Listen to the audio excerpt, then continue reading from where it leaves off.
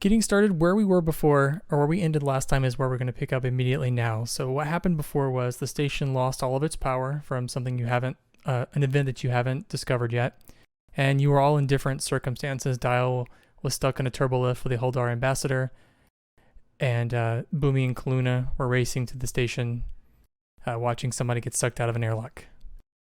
But we're picking up the next morning, and I think before your morning shift was going to start, two things I made myself notes for. Boomy, you were going to see Vezin Antos in the brig, and Kaluna, you had just gotten a message from Commander Ebison, the first officer, saying that he wanted you all at 1100 to meet in one of the conference rooms in the gold sector for a briefing, because he has a little trip planned for you. All right. But let's get started perhaps with Boomy. All right. So Boomy, as you, I guess you're probably leaving your quarters in the morning?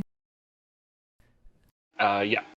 I'm making sure that Mina's at the school before I make the trip down. You try to get her to hold your hand as the two of you are walking through the corridors to get to the preschool area, but she is very defiant and refuses to do so. So you still make her walk close to you because there's lots of people going into this area. I'll just hum a little song as I'm walking along with her, try and cheer her up.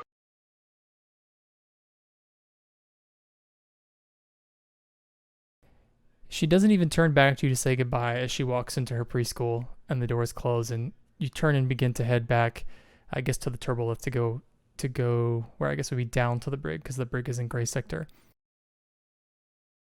Yep. I'll head inside there and just kind of look a little out of sorts, contemplating. And as the door to the turbolift opens, you notice there's no one in, and you step in. But immediately when you step in, all of a sudden your total field of view falls to black, and you feel like you're falling into an eternal bowl of darkness. And at some point, you land into something, it seems like, and it just feels cold, the coldest water you've ever been in. And you feel as though you are immersed into an endless, ocean of cold water. And then immediately you snap back, and you're in the turbolift. You notice that you're covered, just drenched in sweat. Gonna look around for a second. I see no one. Nope, just you. Gonna go to the panel there and just tap it to see if the computer could give me an accurate readout of what species are nearby me right now. Since you're pretty much on one of the normal decks on the station, it says there's approximately 26 different species that are in the, vicinity. Computer, list any of species that's telepathic within this parameter. There's a number of betazoids. Those are the most common, I would imagine, telepathic species.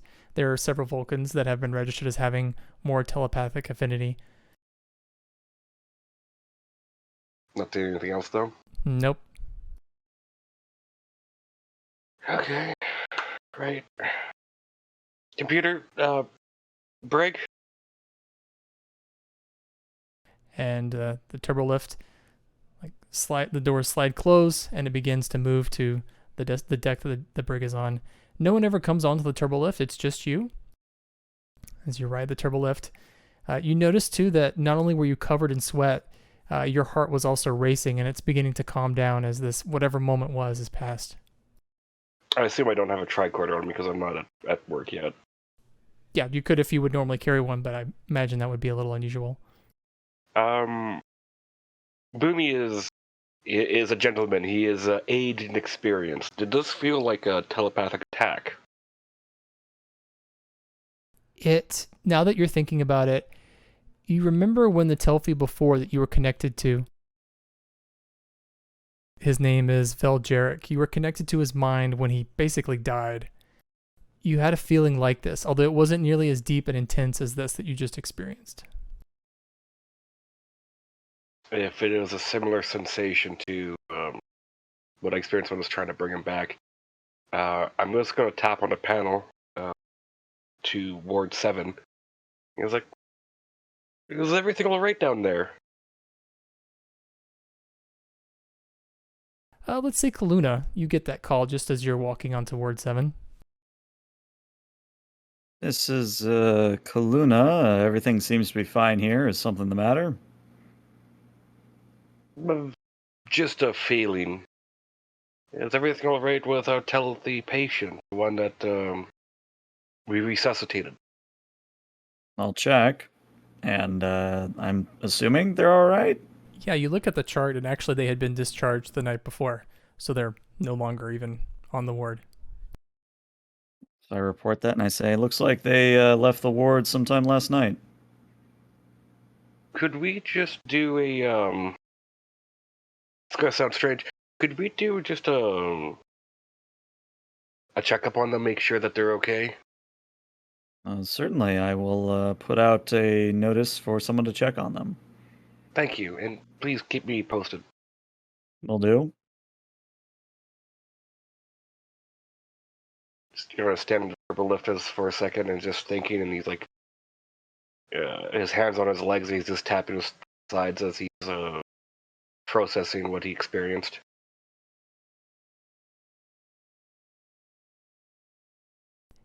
And some moments pass, maybe a few minutes, and the doors to the turbolift open. You notice the walls are decorated with a gray stripe to designate that you're in gray sector. It's much more industrial feeling here, but this is where the main brig, is located. He'll just look up for a second and shake his head as if trying to push aside what he went through, and he's just going to have a smile back on his face as he walks on through.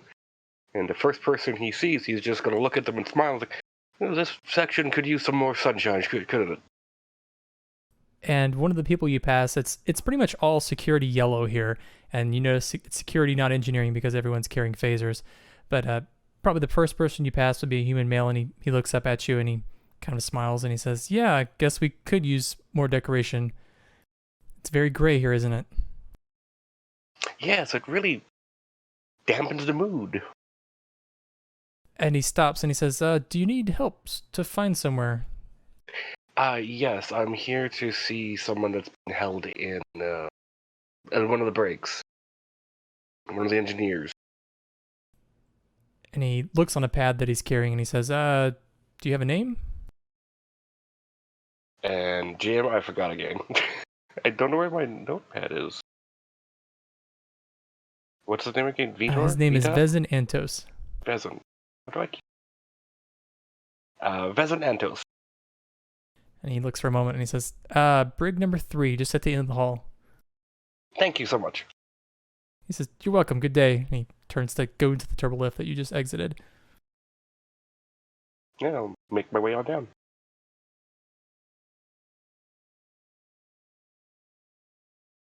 So as you walk into the brig, you notice there are 2 cells, and there is a young lady. She looks humanoid, and then as you approach, you notice that she's actually Betazoid. She's got the dark black eyes that they have. She's got light to darker brown skin, short hair. She's wearing security yellow, and she's got a phaser 2 at her belt. And she turns as you enter, and she says, "Yes, can I help you?" I'm here to check on a patient of mine. She says, "Which one? We've got 2 people here." Vizinantos. "Ah, okay, this way." And she points to the cell on the left, and you notice across the hallway there's another cell, and there's a female who's sitting on the bench that's just inside the cell, and she looks up. And when she looks up and you look over at her, she looks just like Kaluna. He just eyes her for a second and gives her a little nod and smile, like he would do with anyone. And then he turns his focus towards Antos. And the woman that looks like Kaluna raises one of her Romulan eyebrows and then just goes back to doing what she was doing, but she's still giving you a side glance. But as you make your way to the other cell, you see Vezin Antos. He's kind of huddled in the corner and he's hugging his knees to his chest, sitting on the bench. And the young security guard, she says, "Yeah, he's not been doing so well. He's being treated by Dr. Pettiford, but I'm being told that he's dealing with coming off of his addiction." I've been told the same thing. Per your recommendation, has he been a threat to you? Has he been a threat to himself inside there? Would it be possible to enter past the force field? She says, honestly, Doctor, I'd rather not let you in. Fair. Is it possible to have a moment of privacy with And she says, of course, I'll be at the station. And she turns and walks towards the security guard station, back on the far side of the room. Basically out of earshot, but maybe not. Like, she might be able to overhear you. just gonna... Booby's gonna get down on his... kind of do that little squat down on his knees, and he's just gonna look at him. He's like... Mina misses you. And Antos pulls his head out of kind of where it was in by his knees, and he looks at you, and his hair looks very disheveled. His skin looks very grayish almost, drawn back over his bones, and his eyes are just completely bloodshot red. And he's got a wild, like, feral look to him. And he looks at you and he says, Mina? Mina, where is Mina? She's at school right now. She misses you. I need to see her. I need to make sure she's okay. Just looks at him for a second, and that smile kind of looks sad. You don't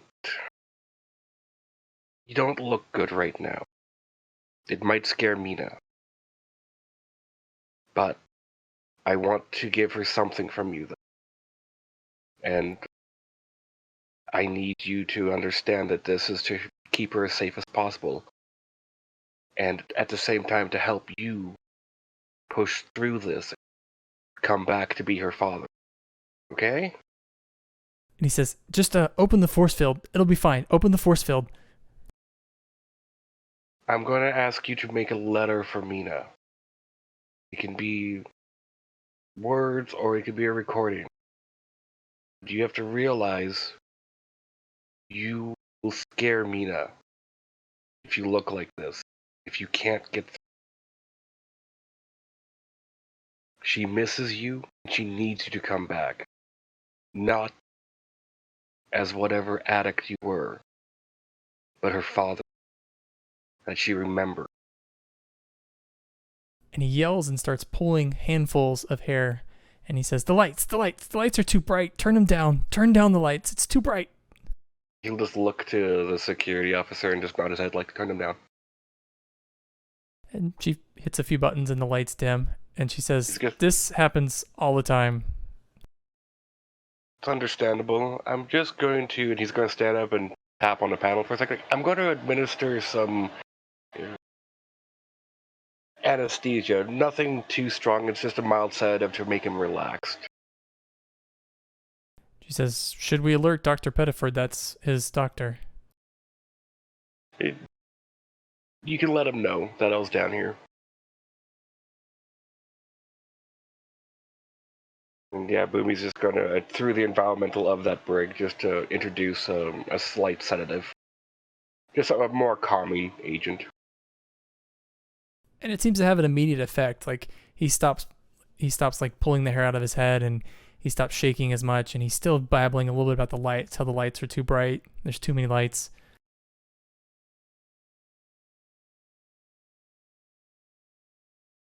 And across the hall from you, the Romulan female says, this is going to go on for a few more weeks until he kicks this addiction.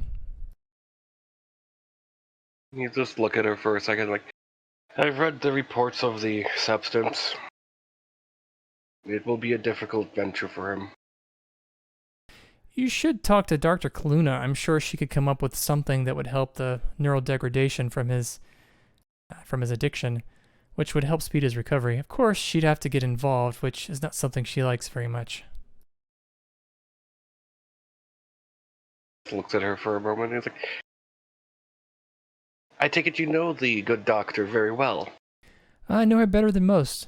I'm her sister. I could kind of tell by the similar facial structure. Unfortunately, from what I gathered, she's the less rebellious sister. Rebellious, I'd say less loyal, sister. Call it as you will. Well, unfortunately, uh, I tried not to make it a business to involve myself in family matters, but I will take your advice and speak with her. She kind of does a shrug. She says, whatever you'd like, of course. Like I said, Kaluna, I'm sure in her past has put together a few compounds that would deal with a situation like this.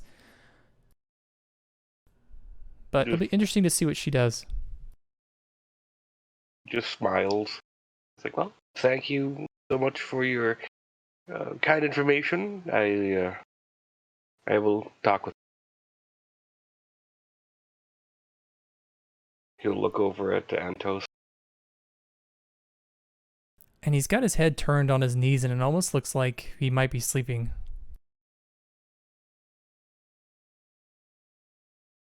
He'll just look at him for a moment.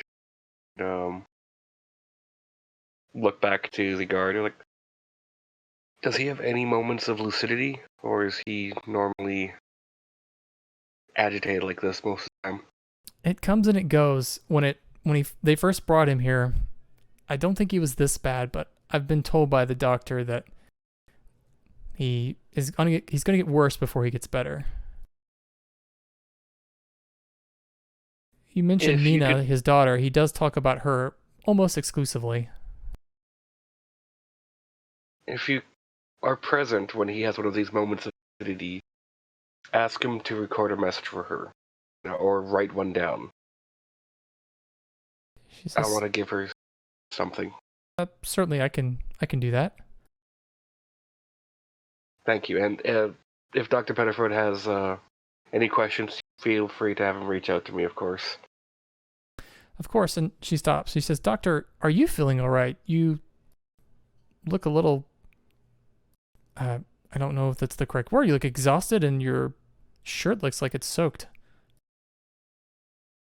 Didn't get much sleep last night after the whole power outage. Unfortunately, I had to witness one of the station repairmen not make it. Faulty airlock. She says, sorry to hear that. I was actually in my sonic shower when the power went out and I couldn't leave, so I was stuck in a cold, dark shower for about an hour. It wasn't very fun. I could just look at her for a second, like, well, at least it wasn't water. That's true. He'll just smile and head out and go back to the turbo lift. And head towards Ward 7. And speaking of Ward 7, we're going to pick up with you, Kaluna. You have just gotten off the comm with Boomy, and you notice he's about 5 minutes late, actually, reporting for duty. I make a subtle note of it in my daily log, but other than that, what do I have to look forward to in today on Ward 7? Well, as you make your way down the ward, you do immediately see Dial, who is there just in time. The two of you arrive virtually at the same moment as just the start of your shift. Hello, Dr. Dial. Hello, how goes it today? Well, I haven't been told that anything's on fire thus far, so I'm going to say hesitantly good. There you go. Hopefully nothing catches on fire. I feel like with compressed air and recycled air, fire is bad. Although s'mores sound really good right now. We are at that time of year, I suppose. Very true. After being in at the academy and enjoying the Earth seasons, you get kind of used to them. I wouldn't know, but I would take your word for it. Romulans don't really have a equivalent of s'mores, but we do have something very close. It's doesn't quite translate to Terran Common, but it's basically chocolate's substitute that is mixed with a marshmallow-like substance that tastes more like apples and the two are baked together in a fire for about 20 minutes.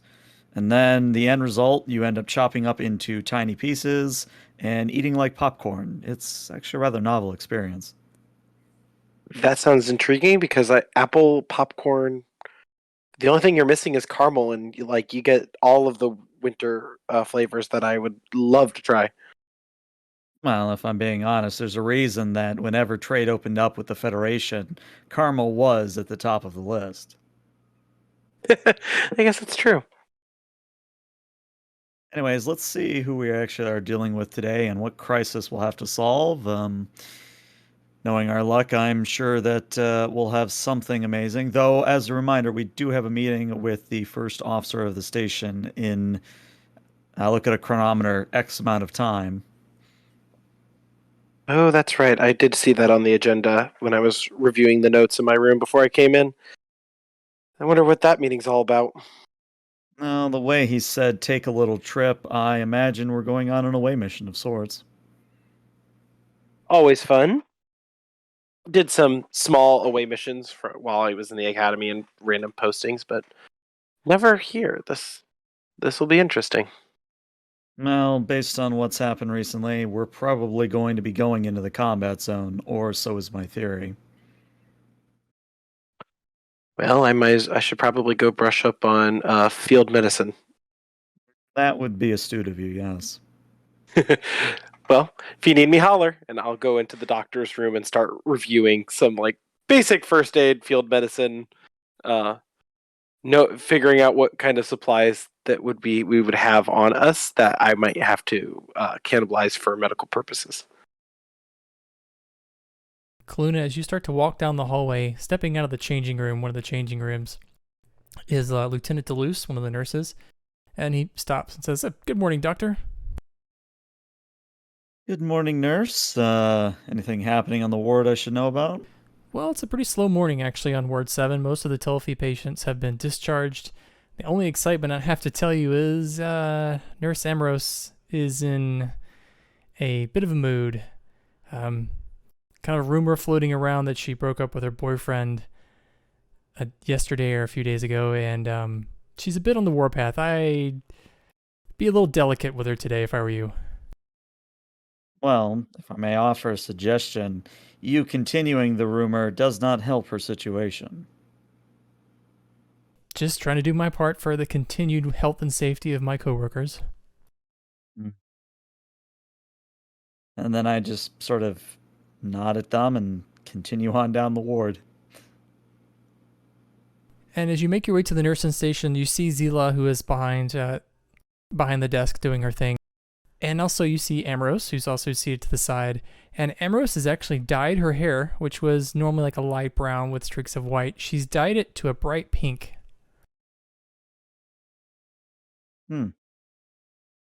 Is that against the Starfleet uniform code? I'd say probably not. It's just for her very flamboyant. Okay. Well, Kaluna, I don't think is the type to comment on it. I mean, she'll note it, privately, but unless something causes her to need to bring it up, I don't think she'd bring it up. And she's working on her station, Ambrose is, and she's typing away at something, and she's talking to the computer, and she's saying, "This damn thing, it didn't work before this whole computer crash. Now I can't get a single thing. This stupid routine diagnostic. Zila, when was the last time you actually ran a diagnostic on this system?" Zila replies something about, "It's been a while," but neither of them have noticed you yet. I think I maybe poke my head in and I go, "Is there an issue with the computers?" Ambrose looks up and she says, "The issue is the stupid thing doesn't work." Have you put in a tech support ticket? Of course I put in a support ticket. No one's got time. Everything's broken. Everything else is a priority. Well, and I sort of look at the computer. Have you tried turning it off and on again? No, I haven't tried that. Well, humor me and try it. And she looks over to Zila. "Zila, you idiot. Turn the computer off and turn it on." And Zila kind of shrugs her shoulders, but with a smile, she still hits a few keys, and the displays in the nursing station turn off, and they turn back on. And Zila's like, "Well, look at that. I think it's going to work. Hmm. And absolutely, the displays start to turn on, the computer cycles and begins to take in input again. It's one of those little tricks you pick up over the years that you can't necessarily just stop and restart a patient, but sometimes you can use tech support to fix medical problems and vice versa. And from the other side of the ward, you hear the doors open, and you can't really see from where you are. You could step away from the nursing station and see, but it's not really unusual for someone to enter the ward. But that's when Ambrose, probably like her display, has a camera on both sides, but she immediately leans up over the desk and she says, what is this fresh hell? And I look, what do I see? You see a Telfie walking down the ward by himself, doesn't appear to be injured, but they're walking and they're kind of turning with their hands outstretched, just looking around slowly as they're making their way down the hallway. And I'll go to meet them halfway there and I'll call it and say, excuse me, are you here to see a patient? And the Telfie is let's see, they've got kind of like brownish black fur and they stand about a head taller than you do, Kaluna. And it turns towards you and it kind of brings its eyes down to you and it says, were you here during the moment? In character, she knows what the moment is, but she's going to play along. And she simply raises an eyebrow and says, the moment. Yes, the moment when Vel Jarek passed away and was brought back through your magical powers. Well, I would simply say that they were not magical powers. They were simple science applied to biology. But yes, I was part of the team that worked on him. And she said, and the Telfie says, "This is amazing. Can you show me where it happened?" I guess I don't know if I got this information while I was at the nursing station, but how many patients do we have currently in the ward? You don't have any at the moment. Okay. I mean, if we don't have any, I think Kaluna would just sort of go along with it and says, "I can show you the room. However, you are not to touch anything. We keep cleanliness and sterility very seriously here on Ward 7." As you walk into that particular room, Deleuze is doing some sort of diagnostic on one of the equipment, and he turns and looks to the two of you as you enter, and he gives you kind of confused look, Kaluna. And to answer his look and the parishioner, as I'll call him, I'll say, "Here you are, standard hospital room, nothing special about it." And the Telfie identifies himself. They say, I am Vel Oro. There have been rumors about what happened here. I wanted to see it for myself. I can feel the energy in this place." No, I'm pretty sure that's because Deleuze had beans for breakfast. Deleuze laughs. It could be. It's very possible.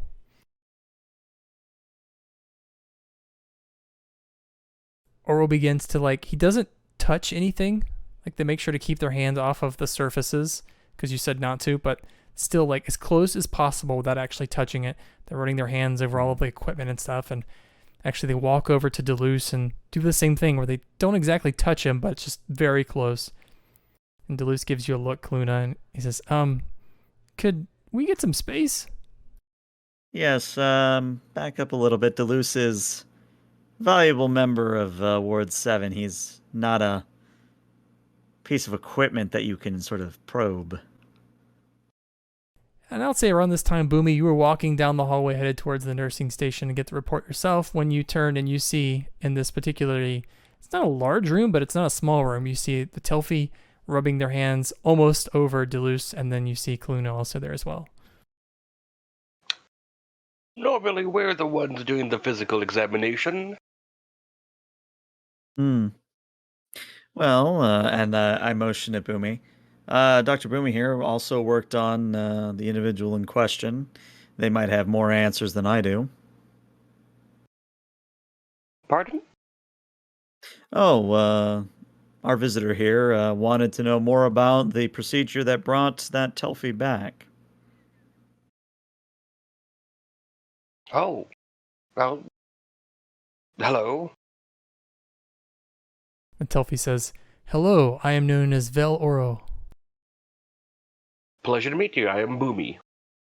Shorthand version of my name.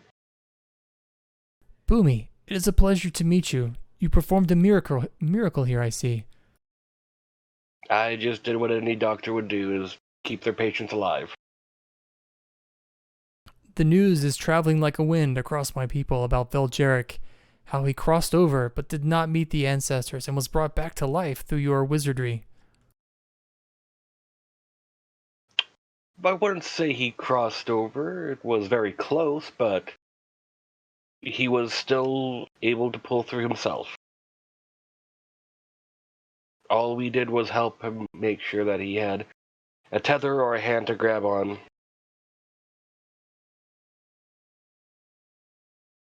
And Oro kind of looks at you a little to the side and says, You seem very modest, Dr. Boomy. What you performed was definitely a miracle. I have seen reports of Jarek's wounds. There was no way he could have survived.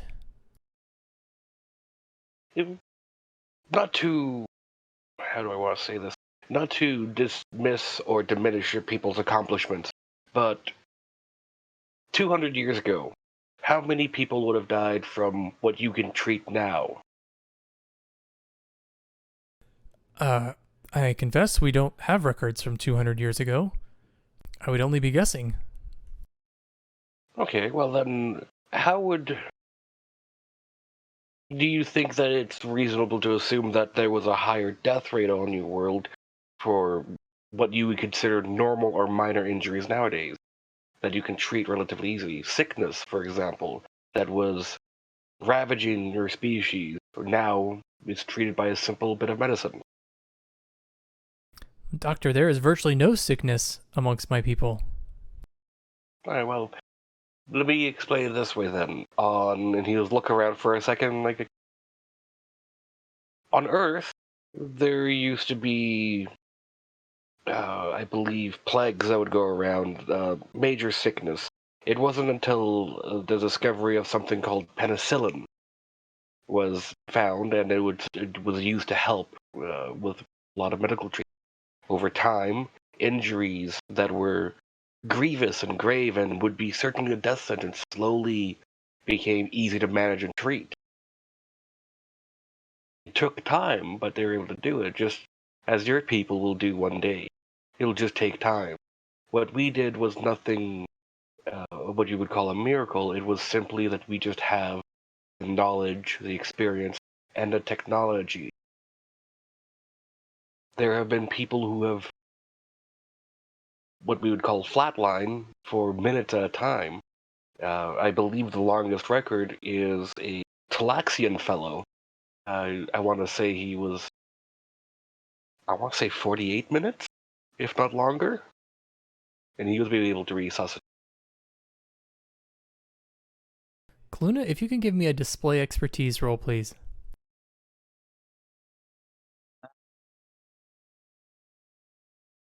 Click the button. Oh, maybe I didn't click the right one. An 8. So I'll tell you an interesting fact. So you are able to, just listening to the exchange between Boomy and Vel Oro, you pick up some facts that you are able to piece together a clear statement, and that is the Vel Oro said that there's virtually no sickness, and they also said they don't have records that go beyond 200 years. And you're able to kind of determine that probably means they don't have a very high life expectancy, because if people are dying very quickly, that means diseases and viruses are probably not transmitted often because the carriers are often dying from something else. So accidents or something like that might be taking the place of, pandemics or, something else that would diminish their population. So I think, when an appropriate moment in conversation happens, I would simply cough and say, if you don't mind me asking, how long do your people live? What is the average life expectancy of your people? I've heard of an elder who lived to be 20 years or 20 rotations from my planet. That might explain why you lack records from so long ago. And I also now believe I understand why the first officer wants us to have a meeting with him.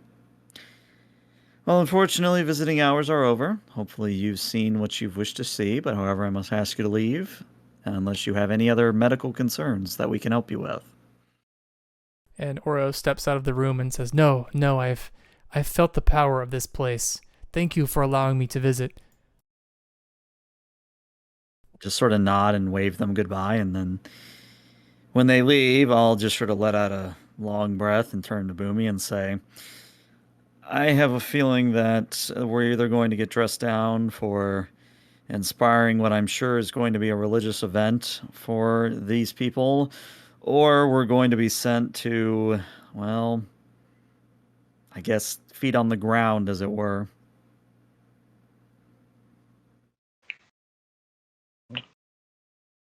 20 years is their lifespan. Hmm. Shouldn't tell him how old I am. Might scare him. Might scare a lot of people, actually. Oh, I know exactly how old you are, and might I say that my great grandmother would be very pleased to meet you. He just has a big old grin. Like, oh, I wanted to apologize for my tardiness. I went down to visit Aston in the brig. Hmm. And I encountered someone down there who had some good advice. Well,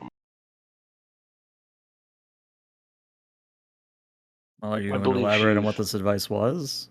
I believe she's a familiar of yours. Ah, you must have Um, run into my estranged sister. yes, interesting lass. She seems quite perturbed that she's behind a force field. Well, if she didn't ask me to steal Starfleet files and codes, she wouldn't be in a force field. This is why I never joined Starfleet. Too much drama. It has nothing to do with Starfleet. It has everything to do with my sister being a manipulative insert diatribe of how bad she is as a person here, kind of a thing. Smile and chuckle lightly. Well, she did have some good insight, though. She mentioned that Antos would be having a harder time with the withdraw, and that there might be some neural degradation if untreated. I would like for you to consult with his doctor to try and ease that as much as possible. I can certainly put in a request and a offer of help, but ultimately it would not be my decision. Well, hopefully that the good doctor will take the help. It would mean that a daughter will get back her father one day. Hmm. Oh, Well, anything about our Telfi individual? A checkup. I haven't heard anything back on that yet, but it's only been about 20 minutes. Thank you.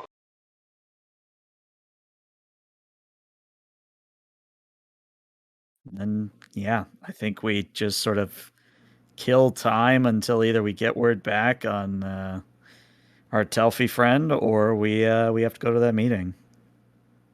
So you have just a few minutes before you're all getting ready to leave to go to your meeting, and so it's probably like 10:45 when you do get a message from Risu, the head of security, and he mentions that it appears as though Vel Jarek has returned to their ship, the Telfi vessel. That Jarek was good enough to be released and has joined back with the population. All right. I relay that to Boomy and I say, "Is that what you were expecting? Not really, no. Something worse?" Honestly, not sure. I had an experience when I was in the turbolift going down to the brig. Hmm. Felt similar to when I was trying to help him come back. Or keep going. Hmm. Let me know if you experience anything similar in the future.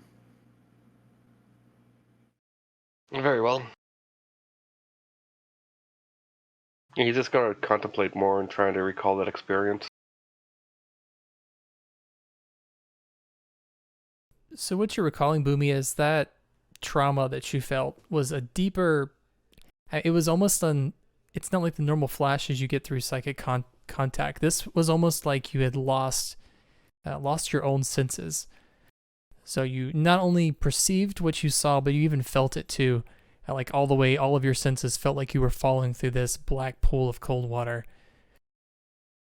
Much more intense than any other psychic experience you'd had. And the closest you could relate it to this feeling was when that Telfi was dying before.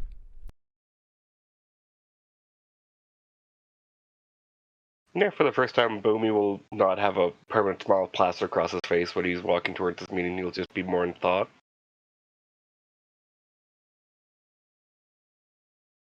Ebison asked Eucluna to take Dial and Boomy with you for this meeting, so it's kind of the most of the staff leading Ward 7. Right. Yeah, I mean, again, there's no emergencies or fires to put out, so I think I just gather everyone up and get going. Okay. So your journey takes you to the very top of the station. So the station is mostly shaped like a can, which is one of its nicknames is the can. But at the top of the can, there's like a small saucer, which is the gold. It's called Gold Sector, which is where all the operations functions, the command decisions all happen at this part of the station. So you all ride the turbolift through the center of the station all the way up to Gold Sector into this little dish out to one of the conference rooms. And from this particular conference room, you can see the windows face out, and you can see the dish, and then it falls away to the main part of the station that then leads out to space. But this room is actually pretty large, and as you walk in, there are several other people that are also joining the conference. Currently in the room are Commander Ebison, the first officer of the station, Dr. Ozato, which is the chief of staff of everything medical that happens on the station, and then also Commander Zendrick, who we've not seen before, who is the station's first officer. Now, Zendrick is a Zaranite. Zaranites are the folks that don't have any hair. We see them sometimes in the background. They have like the large masks over their face.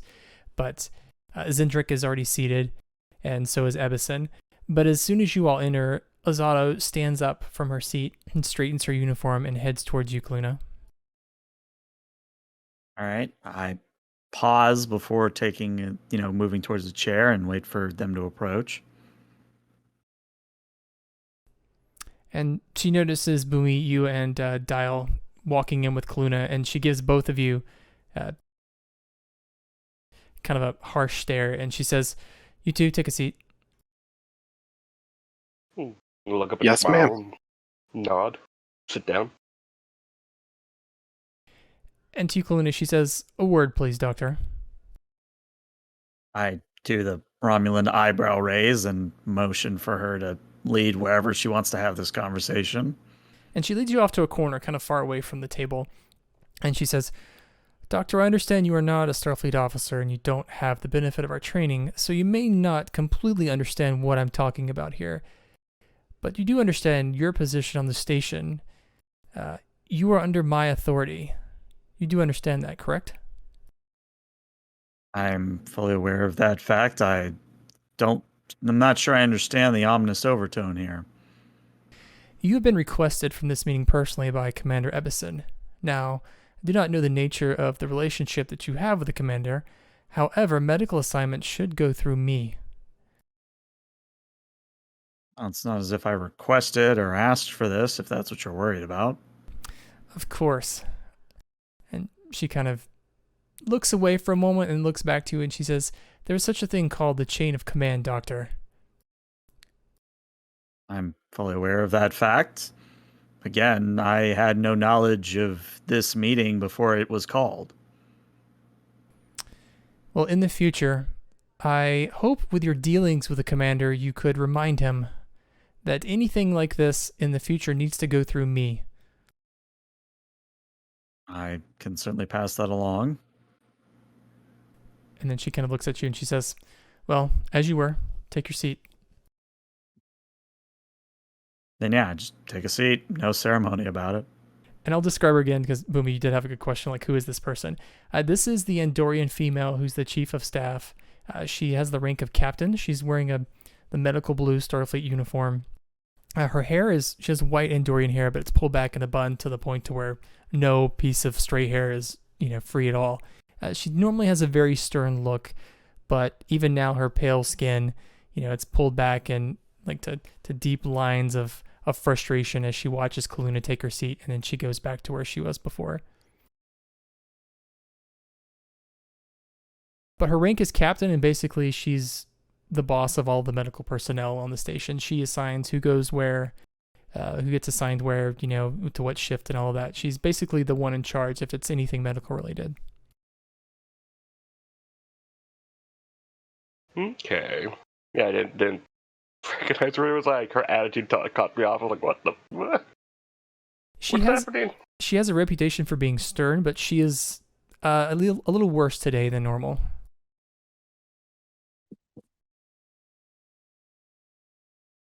But as y'all take your seat, Ebison looks over at you, Kaluna, and gives you a smile, and and kind of glances to the rest of you, and he says, "Hello, Lord 7. Welcome to Gold Sector." Well, thank you for having us. For what reason were we called here, sir? We're just going to give the Commodore one moment, and then at that moment walks in Commodore Morton. Commodore Morton is also flanked by Mr. Risu, the Chief of Security, and they all walk in. Everyone else stands to their feet as the Commodore walks in the room. Boomy will look at everyone for a second and then stand up, because he's not Starfleet. I mean, yeah, it's the polite thing to do, so Kaluna, of course, stands. And Boomy being the last person to stand, you feel a cold gaze, and you look over and see Azado staring daggers at you. Oh, while he's standing up, too, he's making the old man sounds. Old man sounds. But Morton, he takes his position at the head of the table, and he sits down, and he says, "Everyone, please have a seat." Okay, back there we go. And he says, "Commander Ebison, believe this is your meeting." And the commander says, Thank you, Commodore. This shall be brief because we need to get going soon." And he hits a button on the table, and a hologram appears. And it's a holographic map of the system that the planet Smanel that the station is in orbit of. So this star system doesn't actually have much. It's got just one blue star in the center, and then there's one gas giant that's a little further away from the star, and then there's this blue habitable planet which the station orbits, and that's really it. But you notice on the display there are the three astrological bodies, and then there's one figure, one icon far off on the edge of the system, and it's that thing which Commander Ebison begins to talk about.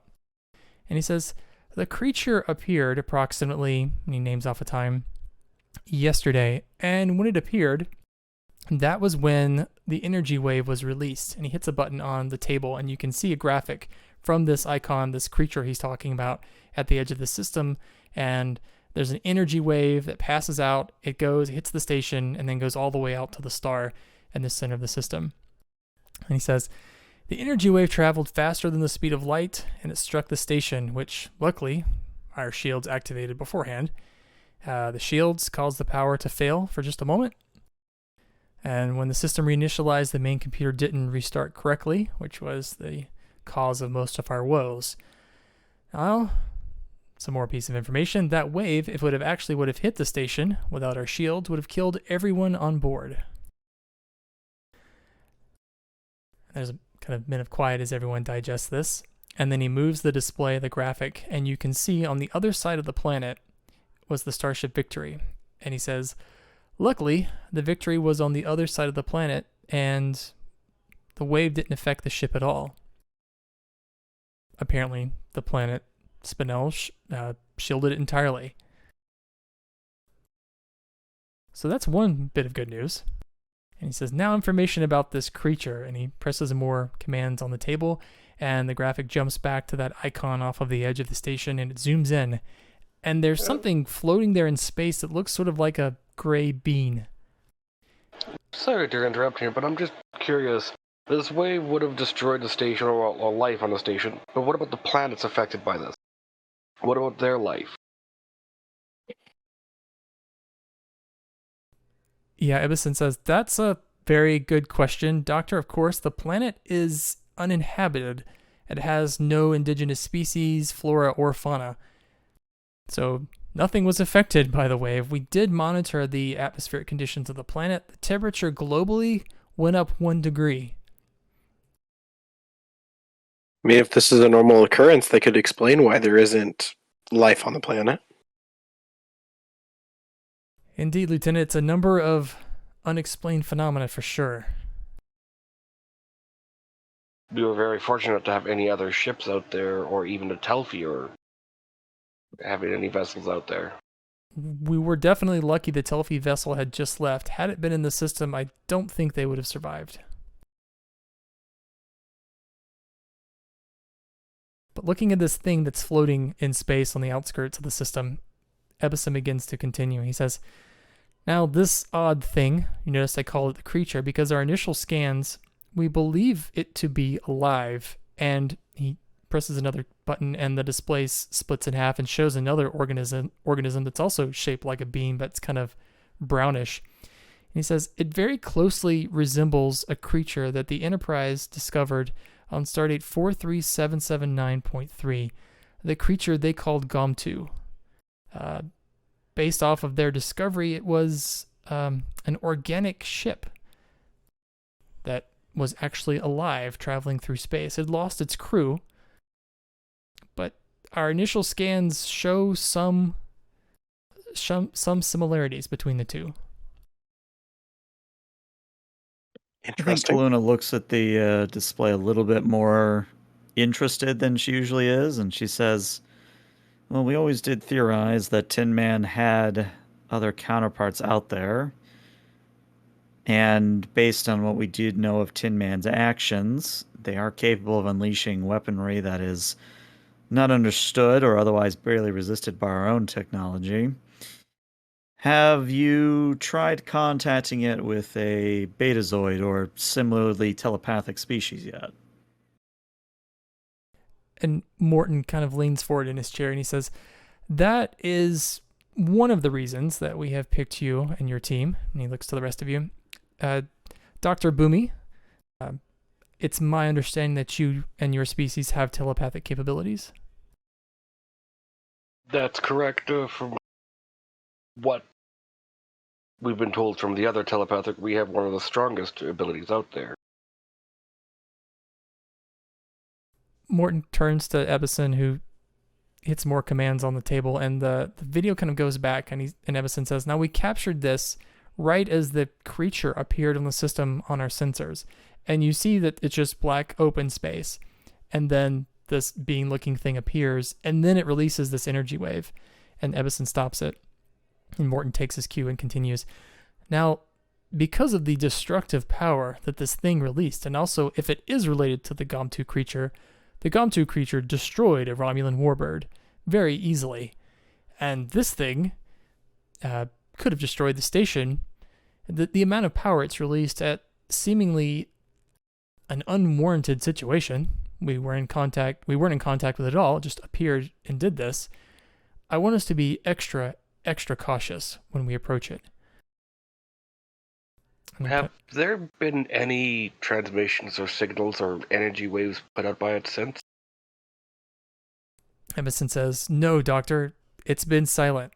And we have been very cautious with our scans, very passive, very low intensity. Our first instinct was to send some of our defense drones out there, but we decided against it. Has anyone, Betazoid or Vulcan, complained about anything? No, nothing unusual.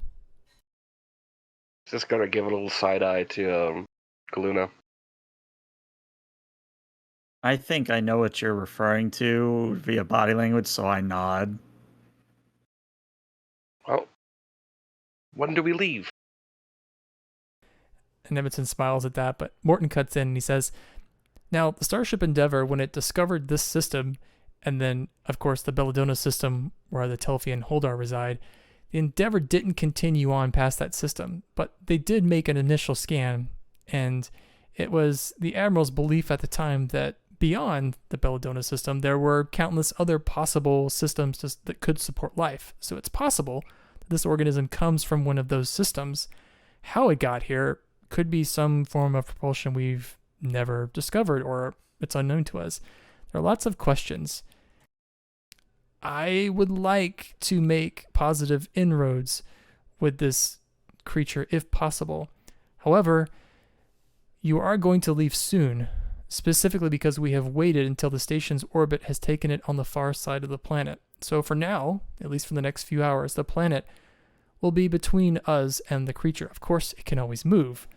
Now, there are 250,000 people on this station, and if we were to evacuate now, it would take several hours to get everyone to the planet's surface. If that creature becomes aggressive, well, our first step will be to send the Victory to try to stop it, and to immediately order the evacuation of the station. I don't want any of that to happen. We don't know why this thing is here. We don't know if its attack was a misunderstanding or if we are perhaps intruding on its territory. We don't know anything. We are going to send you, and he looks to you, Ebison, Ebison's away team, on a shuttlecraft to make the most benign approach to the creature as possible, and then see what you can learn. Very well, do we have readings of this Tin Man Gum 2? Azado leans forward very grumpily, and she says, unfortunately, with the main computer down, we've been unable to retrieve even the basic records that the Enterprise was able to take of this creature. You have only the visual record that we have. No. Wouldn't the Victory have its own computer database? And she says, the Victory doesn't have that on her system. We're making the request, of course, but it could take some time. We'll just nod. You're like, no. Guess we're going in blind. Ebison says, well, the Victory will be backing us up if we need support, but the kind of power that this thing has, I don't know the Victory would be very successful in even warding off one of its attacks. I'm simply more interested of its scans and readings. If someone was able to have an idea of its inner workings, we could see if it's hurt. You said it's a living ship. And Ebison says, that's something we'll do when we get closer, Doctor. If we were to beam out a scan here from the station, it could be perceived as a hostile act. Well, I'll pack up a kit. Make sure to have an extra large hypospray. And Morton says, unless there are any other questions, I'd like for you all to get underway immediately. I'll go collect my things. And Morton kind of stands from his chair and he says, well, good luck, everyone. We'll be in contact. And he quickly turns and leaves the room. Bowie will just push back from his chair and slowly groan getting up, like, oh, did not sleep right. Can't get it back. Just rub his back a bit. Well, shall we go see our new patient? Well, hopefully we'll be able to do something for it, because we definitely don't want one of those energy waves.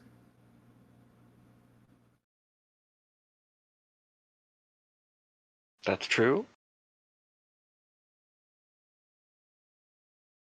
And when everyone's left, Ebison walks over to all of you, the three of you, and he says, well, Ward 7, if you all meet me in the main hangar, we have a shuttle ready to depart immediately. Yeah, Bowie will just stop the side of his legs and start walking towards the turbo lift, waiting for everyone to join him. Yeah, I was going to say, there's no reason to linger, so I'm right behind you. I will follow. As you start to walk away, Dial, Ebison actually stops you and he says, a moment, Lieutenant.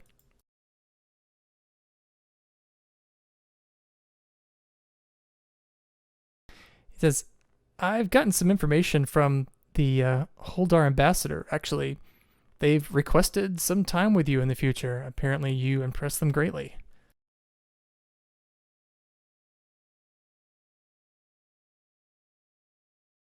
Just wanted to say good job. We've had a very difficult time making inroads with the Holdar ambassador, so whatever happened on that turbo lift? Interesting. managed to get some communication.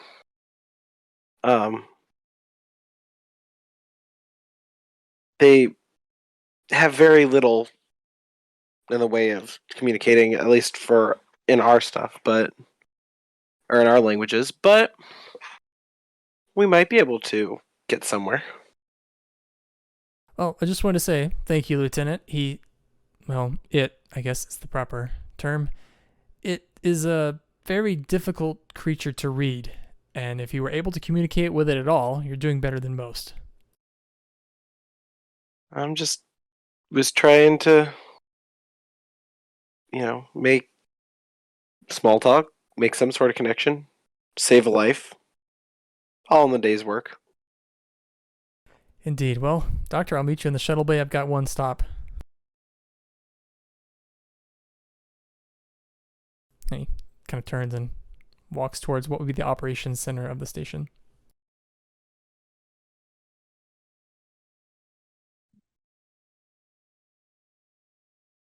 I guess as you all... It's weird being talked to by the... I've just turned to the other two. It's weird being talked to by the commander.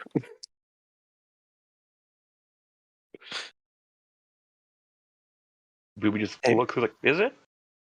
Is it really? It's just another person.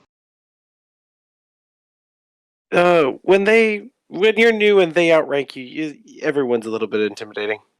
Yeah, see, that's why I don't have a rank.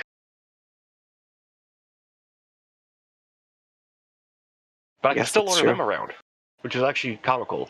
That was part of my debrief. I was told that I have medical authority over the personnel. If I believe that they're medically unfit, I can relieve them of duty regardless of their rank. That's true. That's perks of being a doctor. Perks of being a doctor. However, they can also challenge that. True, but it is rather funny. It is definitely that.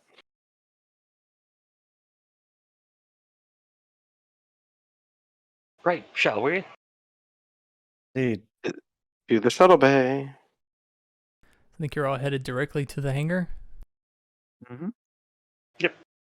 So as you make your way down to Gray Sector, to the main hangar, I don't think any of you have been here since you first came onto the station, but the hangar is like a whole deck of just storage for shuttlecraft and other things. And there are a line of shuttles, ready for departure. But the one shuttle that you're all being directed to by Ebison as he walks off a separate turbolift, it's a Type 11, so one of the like runabouts that we saw on Nemesis. Oh, sorry, Insurrection. It's one of those. But the ramp is lowered. He walks in first, expecting all of you to follow. Oh, yeah, that one. Boomy knows it has a good sound system.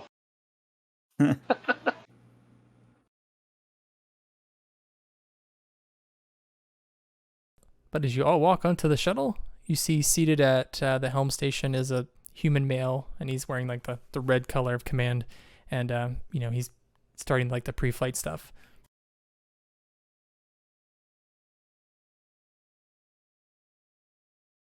Well, where would we be expected to sit here? Because, we're not technically Starfleet. Well, some of us aren't Starfleet, so I don't think we'd be seated in the cockpit. So would we just be in the back somewhere? I probably wouldn't mind. You could sit wherever you wanted to.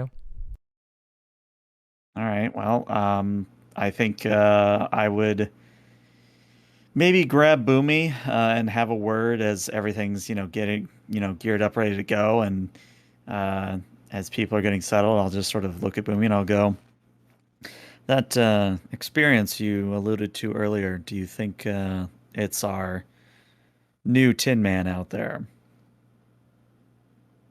Without any readings of anything going out from it, maybe, but then again, most species can't detect telepathic emissions.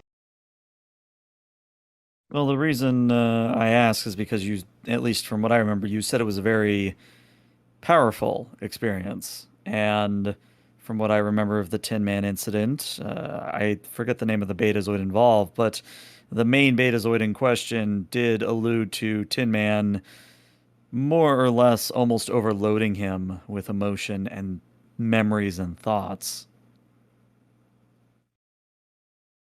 Just think for a second. You're like, at first, I thought it was maybe that Telfi taken his life. That was my fear. Maybe I'm putting my own bias towards what I experienced. Without seeing what was enacting it, it is hard to separate what I would view and what it wanted me. Telepathy is more than just sharing one's thoughts and talking without moving your mouth. It is experience, feeling, and guesses. We adapted our telepathy to be able to access memories and interact with them with other people like that. One of the easiest things we can do, but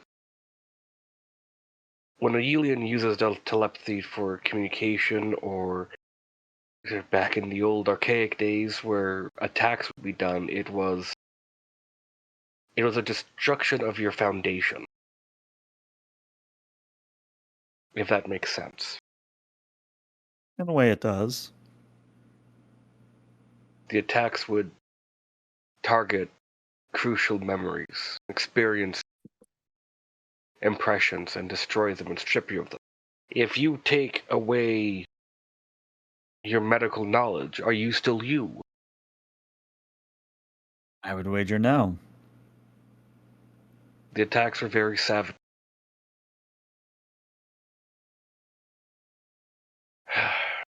It's difficult, though, to sort through what was done to me because I didn't see the entity. If it was a Vulcan, it would have looked much different. If it was Betazoid, it would have been much more calmer. If it was anything that I had encountered, it would have been something I could have recognized and pushed through. That's why I assumed it was a Telfi. But it could be this creature. And I don't understand its message. Not yet. Well, I'd like you to wear a cortical monitor until we figure out what's going on. My role in this will be largely to make sure that you are given all the treatment or, I guess, backbone or support that you require to hopefully make peaceful contact with this entity. But part of that is I will require you to let me know if anything happens like this again or anything out of the ordinary. He just gives a nod and a smile, and he's like, of course, of course. I was actually thinking, since we have a flight and I don't need to go beep boop beep up front, I would just lay down on a bunk and attempt to reach out, since I know its location and know it's there. I agree this is a good course of action, though following the chain of command, we should at least inform the commander we are doing so. Very well, I will go set up the cortical probe. The Very well. nautical pod. Nautical pod. Mm-hmm. All right, so while you do that, Kaluna will go tell the commander what's up. Kaluna, I think I'm having a strong... as you walk onto the main deck of the shuttle, you see that it looks as though you're underway, like you've left the station, and just looking through the front of the shuttle, you see open space. And Ebison turns in his chair. He's seated next to the pilot. He's in like the co-pilot's chair, and he turns and he says, "Everything okay, Doctor?" So far, yes. Dr. Boomy and I are going to attempt a procedure to reach out to the creature. I wanted to let you all know that we were performing such an action before, well, in case anything undue happens. Thank you, Doctor. I think that's very wise. I'm going to be honest, when we get to this creature, I'm going to really depend on you a lot. If it's injured, I'm going to need, well, the best kind of diagnosis you can put together under the circumstances. There's so much we don't know at this point. We don't really know what to do about it. Well, and this is simply conjecture, it might simply be another Tin Man incident where the creature has journeyed to this system to expire. But again, we won't know more until we actually make, well, for lack of a better term, cognizant connection with this entity.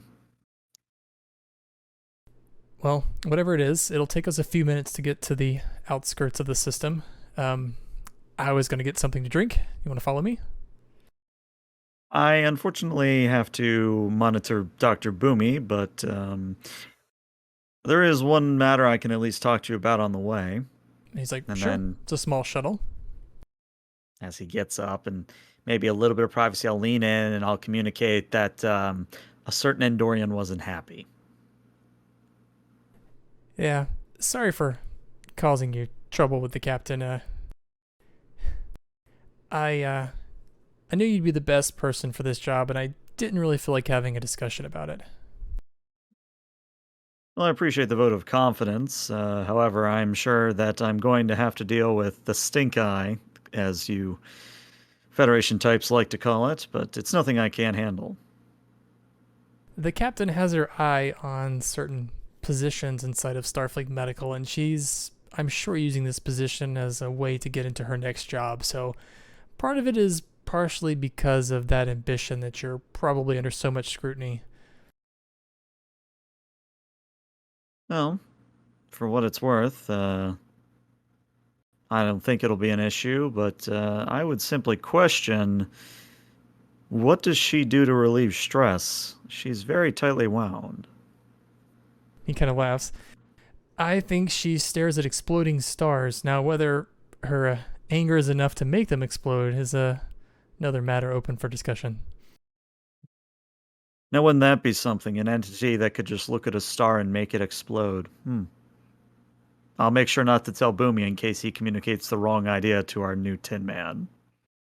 And he kind of laughs as he, gets a coffee from the replicator, and he says, Doctor, been meaning to talk to you for a minute. That's, I'm actually third generation Starfleet. Don't know if I've ever mentioned that before. My grandparents, parents, we were all Starfleet. And there was never a question that I would join up. It was always something I knew I would do. My brother Mark, on the other hand, he was always very different. He was always very rebellious, even as a young kid. And he always liked to lecture my parents about how he thought Starfleet was a bad force in the galaxy and actually made things worse for most people. And we drifted apart as we got older. And even though I tried to contact him here and there, it never really, not much came out of it. Well, I found out recently that he's joined a group of folks that are calling themselves the Reborn Maquis, apparently trying to protest Bajor entering the Federation. I could never understand why he was so angry, I guess. But I think some people are just looking for something to fight for, even if it doesn't even make any sense to them. I have this reoccurring dream where I'm a captain of a starship and I come across him, and I usually wake up before I have to make any decisions, and I'm not sure what I would do in that circumstance. Well, actually, I know what I would do. I just really hope it never happens. I guess why I'm saying all this is I know what it's like to have a sibling that you disagree so strongly with. It can be hard. Well, I appreciate the share, and of course, I do hope that it never comes to you having to turn a weapon onto your brother. However, I would like to alleviate any concerns you have regarding my sister. She and I have been estranged for, well, quite a while. She always was the rebellious type, and frankly, in a family or even in a environment such as the one we grew up in, it was very obvious early on that she would more than likely end up in something that would cause her to, for lack of a better term, black ops death, as it were. And frankly, I think the fact that we've had to lock her up in the brig on the station is one of the nicer things that could have happened to her. Now, of course, she'll curse me and curse my name and wail about how I don't get involved and how, it's always my fault and how the galaxy will be a worse place because of me. But I've learned to filter out that because at the end of the day, I'm still helping people. And it doesn't necessarily matter that she's doing something bad, because at the end of the day, I am still performing the job that I came here to do. family can be tough. We're holding her until Starfleet tells us what to do with her. Apparently, there's a little bit of a gray area because she's not exactly a Federation citizen or even a Romulan citizen anymore. Once we get the word on where she's going to go, because she can't stay on the station, she will be most likely, if I had to guess, sent somewhere, perhaps a minimum security prison. I'll be sure to let you know once the decision comes down. I would appreciate that. I also would suggest that you double the guard on her during such a transition. She's broken out more than once before. Thanks for the heads up. I'll be sure to do that. Anyways, I have to go supervise Dr. Boomy, but good talk, Commander. And of course, if I notice anything going wrong with the communication, you will be one of the first to know. Very good. Thank you, Doctor. I'm going to go keep Ensign Sally some company. Kurt, Romulan nod, and I return to the back. So, Dial, what have you been up to all alone in the back of the shuttle? Probably, honestly, listening to music, trying to like relax before going into what kind of unknown situation we are. So, what is the relaxing music for Dial?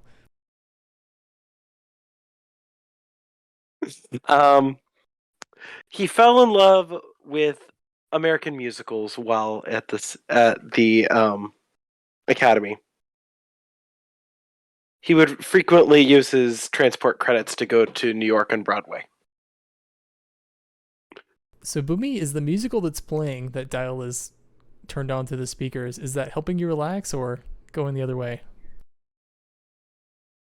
Broadway musical, well, Boomy is a fan of folk music and opera, so... Yeah, some I mean, overlap there. an opera is a musical, technically. I mean, Hanging Songhai out, himself, when he wrote Sweeney Todd, which just can technically be called an opera, went, opera, musical, really, what's the difference? Like, legitimate quote from Stephen Sondheim. I'll let the GM decide. Yeah, I think there's definitely overlap. Yeah, I think it could be relaxing. Sure. We'll keep it peaceful. Now I have Sweeney Todd stuck in my head, but that's beside the point. It may not be as relaxing, but sure. Definitely not that musical. Boomy, as you lay back on one of the bunks and you try to clear your mind and you reach out with your senses and everything, it's not working the way that it has in the past. And that, as you start to reach out, you'd expect to hear some background noise, I guess, if I were to relate it as like noise that you could pick up on. So if you were like in a crowded room and there would be like the hum of conversation and you would focus your hearing to pick up one of the conversations, you're trying to do that now, and you're trying to focus on outside of the shuttle to try to pick up any conversation that would be coming from the creature. But as you're trying that, you notice you can't even really hear the ambient sounds around you as well. So like you're not hearing the thoughts of Dial or Kaluna or anyone else. Not as clearly as before. It's actually kind of diminished a bit. I'm gonna take a tricorder and scan myself. Well, let's do some display expertise, please.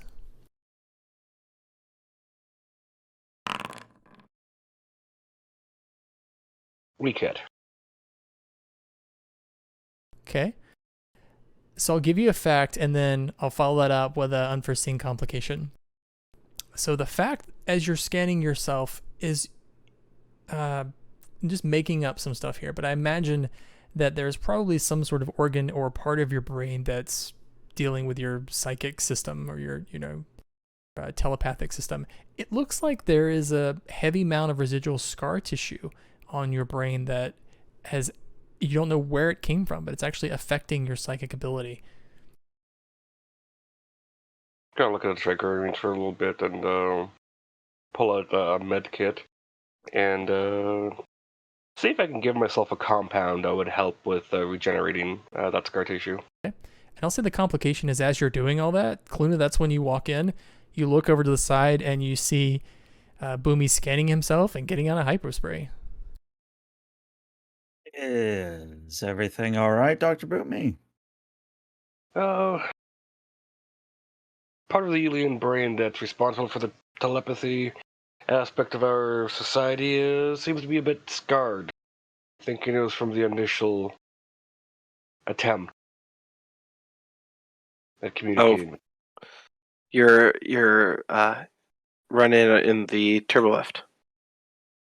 Yes. Concerning. It's simply a defense mechanism. It could have been the fact that it reached out and, well, as you said, the Betazoid that experienced this said it was powerful. Maybe it doesn't know how powerful it's trying to communicate. It's like a giant yelling at an ant. Hopefully I'm not that small. That's a rather amusing image in my head. I'd simply question what the ant did to gain a giant's attention, but perhaps we need to be asking that question in earnest since we do not know what we're dealing with here. It could have simply been saying hello, and unfortunately it said too loud. Like screaming and bursting your eardrum. Yes. So Do you need any assistance? I'm going to make sure the hyperspray here has some enough compound agents that will help soften the scar tissue and let it heal. Not a bad idea. And just as you get that compound together, Boomy, you hear over the loudspeaker, and it's Ebison's voice, and he says, if everybody could come to the cockpit for just a moment, please. I sort of raise an eyebrow and motion for Dial and Boomy to go first, and I'll bring up the rear. Is the compound ready for injection? Yeah, I think it doesn't take you much time. All right. As I get up, I'm just going to self-administer it to the neck. As soon as you give yourself the injection, you notice a slight decrease in what was a persistent headache you didn't even really know you had. It's like a soft ambient headache that you were carrying around. Oh. Next shot, a little bit stronger next time. And yeah, I'll head up to the front. And as you all walk through the doors into the forward part of the shuttle, you see right out the view screen, you see the creature. As I described before, it looks a lot like a giant bean. And this shuttle appears to be holding position, and Ebison and the ensign Helmsen, he's identified as Ensign Sally, are kind of talking low. But as soon as the door opens, Ebison spins the chair around to all of you and he says, "Well, we've got a bit of a complication." Can you be more specific? Well, our scans as we approach the creature show that it is releasing a ambient amount of radiation. Now, this amount of radiation isn't, strictly speaking, lethal, but it's deflecting most of our scans, and yeah. So we're holding position here. How far away are we, GM? Close enough to see it, so probably several 100,000 kilometers away. Alright. Boomy's just gonna look at everyone like, well, time to take a nap. A nap? Perhaps it would be best, actually, if you sat in this chair here and we did this on the bridge. We ended up getting here much quicker than I thought. Like, That way, in case anything happens visually, we can respond to it very quickly. Sit in the chair and he'll just shuffle around for a moment. He's like, yeah, I can fall asleep here. He'll just lean back. I mean, you could there's also the floor and a couple other places. He just opens one eye and looks at you for a second and closes it. He's doing the old dad in the recliner pose. But Sally turns to Ebison and he says, "Commander, I think it is a ship of some kind. I think it is like the old report. The initial scan that I got, there were chambers inside of it that appeared to be pressurized. I think we could go aboard it." Well, unfortunately, if it's scattering a radiation that is bouncing off our sensors, there is no safe way to beam aboard it. Ebison kind of sits there for a moment and he says, well, there is one option, but you're probably not going to like it. So, Dr. Kaluna, when you were serving the Romulan Empire, did you ever do any EVAs? A few, but let's just say it's not my area of expertise. Well, I'm not worried about the radiation being lethal, and you can see on his display that that's a valid concern. The radiation isn't lethal yet, so it's no danger to the shuttle, and it wouldn't be danger to you in your suit. But Ebbison continues, my concern is if we bring this shuttle closer, it might see that as a threat.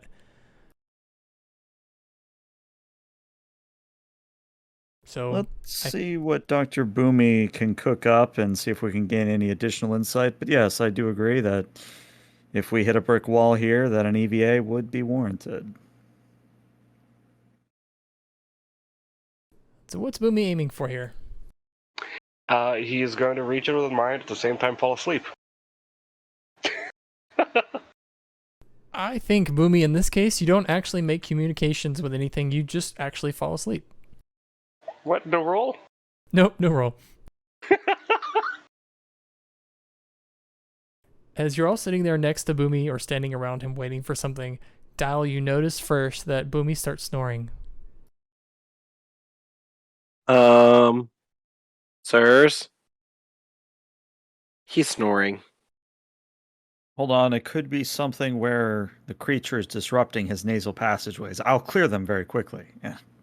I get a hypo spray, like one of those nose sprays or like an inhaler where you kind of do it up the nose. I just give a little burst of air up the nasal passage to clear it out. I imagine that wakes Boomy up. I only imagine like him getting a COVID test while sleeping. Pretty much, yeah. Like, Just oh, So, Boomy, do you do the old man thing where you wake up and start coughing? Yeah, he's just like, oh, what the? Did it work, Dr. Boomy? You just look around for a second, like, nope, let me try again. This time, don't do whatever you just did. Well, it was restricting your nasal passageways. I was concerned. Right, thank you. Ebbison says, I hate to rush work of this kind, but do remember we're kind of on a clock here. The station is going to be moving around the planet in just a few hours, so we should act quickly. It shouldn't take long to try and communicate. And yeah, but we will try again. I think this time you reach out to the creature, and the ambient noise that I was talking before is louder than it was, so you can pick up some thoughts. Like Dial is watching you to see if you're going to snore again. Ebbison's a little skeptical of the whole situation, but as you reach out further and further, you do feel the slight touch of the mind of this creature that you're reaching out for, and it's before you draw back your thoughts, you are left with a distinct feeling of confusion, but that kind of quickly turns to static as you withdraw your thoughts back to yourself. Yeah, Boomy's just gonna furrow his brow a bit. Everyone can see this. And he's just gonna rotate and tilt his head side to side lightly. And in his mind, he's constructing a landscape. Gray sky, bit of cloud cast over. The hillside in front of him. To the left and right is a long stretch of a beach. As the sand slowly fades in, it's sand mixed with smooth rock, and the sand itself is actually black. And there is a violently teal ocean behind him. And it's just, most of the water coming in, though, is sea foam from the crashing against the shoreline. And he's just looking around. He's making this constructs for whatever entity is there. He's trying to give it something that is easy to interact with, instead of it being a disembodied, whatever form it can take shape here. He's leaving like an open invitation. And while this is happening, Ebison turns to the rest of you and he says, well, whatever the doctor's doing, the radiation level's lowered just a bit. Let's give him a little bit more time then. Let's see what he can do. And Boomy, as you're projecting this image out, you don't get a response, but you don't feel it pull back as much as it did before. Looks around for a moment. As he looks up at the scenery, he'll look down, and now there's a little fire pit and a log he sits down on, and he just starts humming a song. What song? A Yulian traditional campfire song.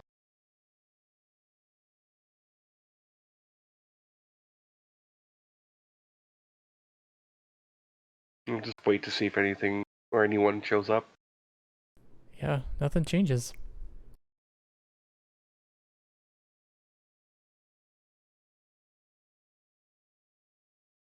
Yeah. He's just leaving his mind open for whatever it is.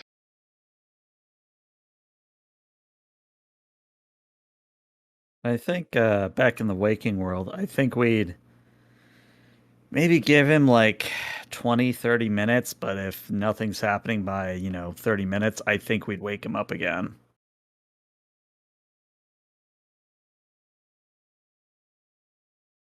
It'd be cool if we could display the image that he's making in his brain on our monitors. Well, if you were able to do that, you'd make a lot of money and a lot of latinum selling dreams on the holodeck.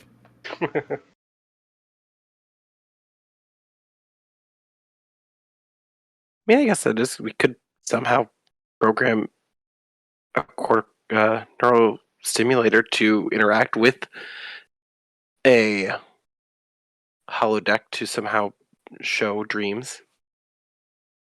Oddly, I'm reminded of an incident where the android known as Data was actually experiencing oddities in his dream program and was able to translate that onto the holodeck. There might be some research there, some opportunity to develop a technology there. Perhaps a personal project once all this is all said and done. Say the workings of the mind is definitely in your wheelhouse over mine. Well, doesn't appear that Dr. Boomy's making any more headway. Would you like to wake him up this time, or should I? He already is not the biggest fan of me. I feel like if I wake him up, I'm going to get snapped at like grandfather snaps at their grandchild. In that case, I just slowly reach out and I pinch Boomy's nostrils together. He's actually not asleep. He just opens his eyes and he looks at you for a second. He's like, "Really? I could hear you guys the whole time." Honestly, I thought you had died halfway through. We were just humoring your body, but good to know. Any progress? It's curious and confused. But this isn't like a standard hail that you would do with a ship. Well, there's one thing I'd like to try before we actually do it. Could you try and send the creature the mental image of the three of us in EV suits flying towards it through space? He'll just think for a second, and he's just gonna project, request if we can come aboard. You don't get any imagery back like you were projecting the image of sitting on a log, at a beach before. But the confusion is still there. That's an emotion that you get back. You also get back a feeling of cooperation, I guess, more of like a handshake.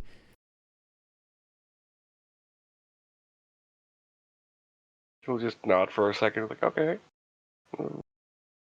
We're not here to hurt you. We're here to see if you're okay.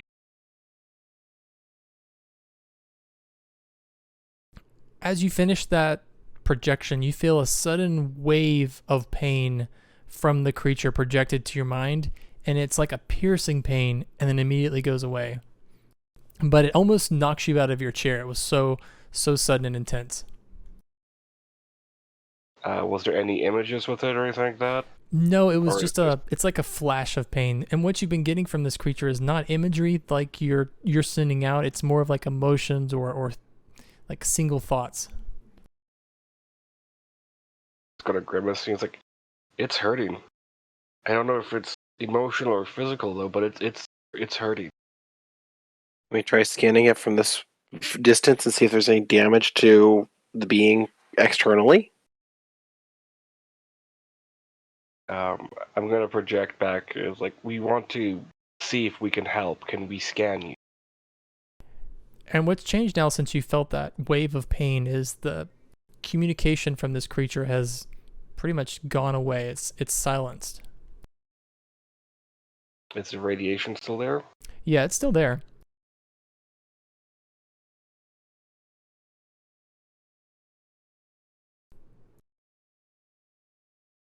And Ebison, I don't after a know if moment, he works on the controls and he says, I think I've got, well, there's a part on the back of the creature on the top that we might actually be able to enter through. It looks like some kind of gill.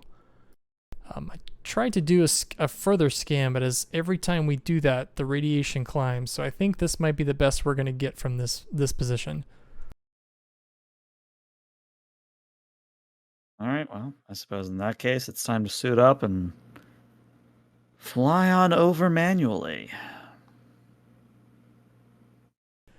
And Ebison like leaves his chair and begins to walk towards the back. I think somewhere like over here, to where the suits are. There's probably an airlock towards the back that you could all use.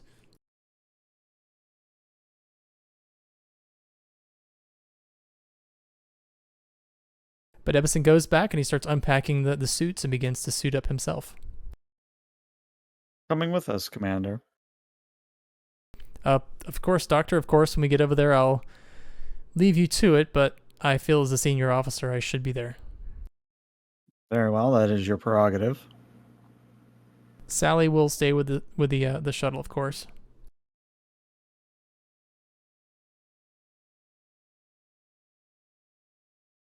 Oh, I think we just Spacewalk. have a suit up montage. Yeah. So what is Boomy's experience with EVA? None. None. Okay. I imagine Dial probably had to go through EVA training in the academy.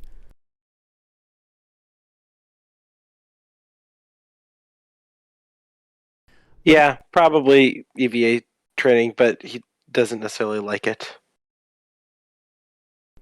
I'd say like as you're all getting suited up, there's a point to where Evison looks over and Dial, you look over too, and you see like Boomy has the suit on very wrong. Like the helmet's not sealed. And he's got like the wrong gloves on, and the gloves aren't sealed either. And Evison says to you, Dial, and he says, Lieutenant, I could really use your help looking out for Mr. Boomy here.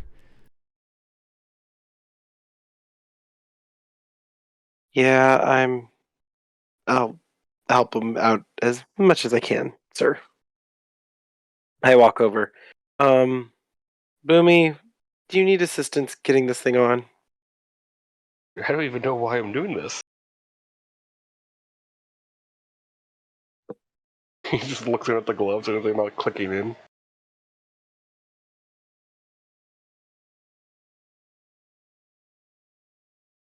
Yeah. And Kaluna, you notice that Ebison is grabbing like a small jetpack onto the back of his suit and a phaser 3. Like the rifle, he's got it, pretty much on a strap that he's carrying on his back as well.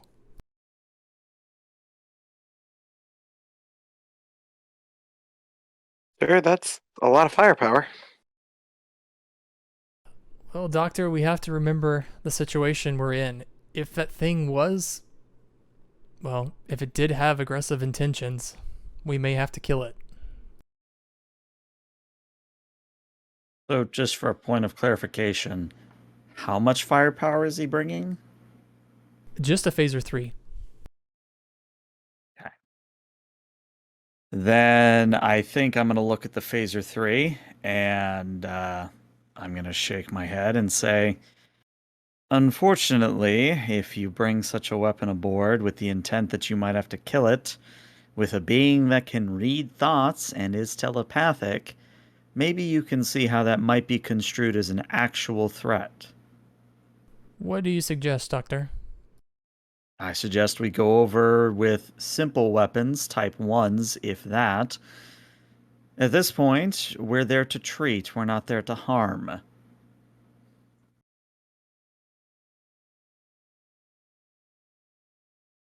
Why don't we do an assert your authority here? All right. Time to roll a natural 1. Any mods?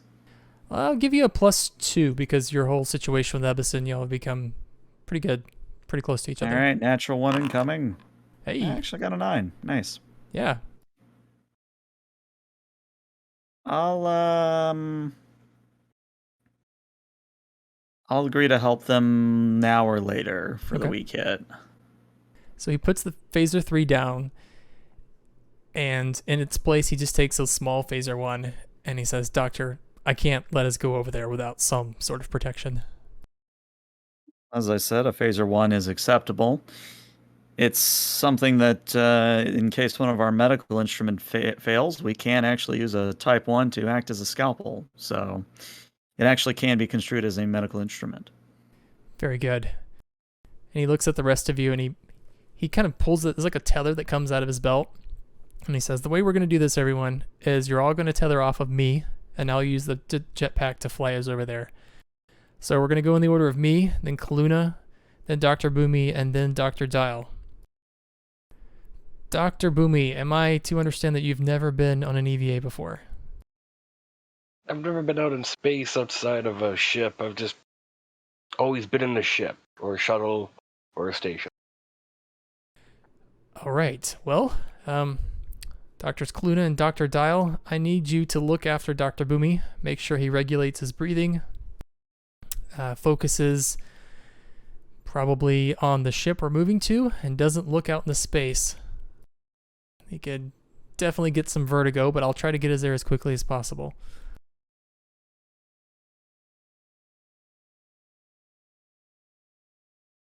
Yeah, I think I just sort of helped tether everyone off, but I don't know. Kaluna thinks Boomy has this. You know, Boomy doesn't look like he's panicking, so she's not too worried about him.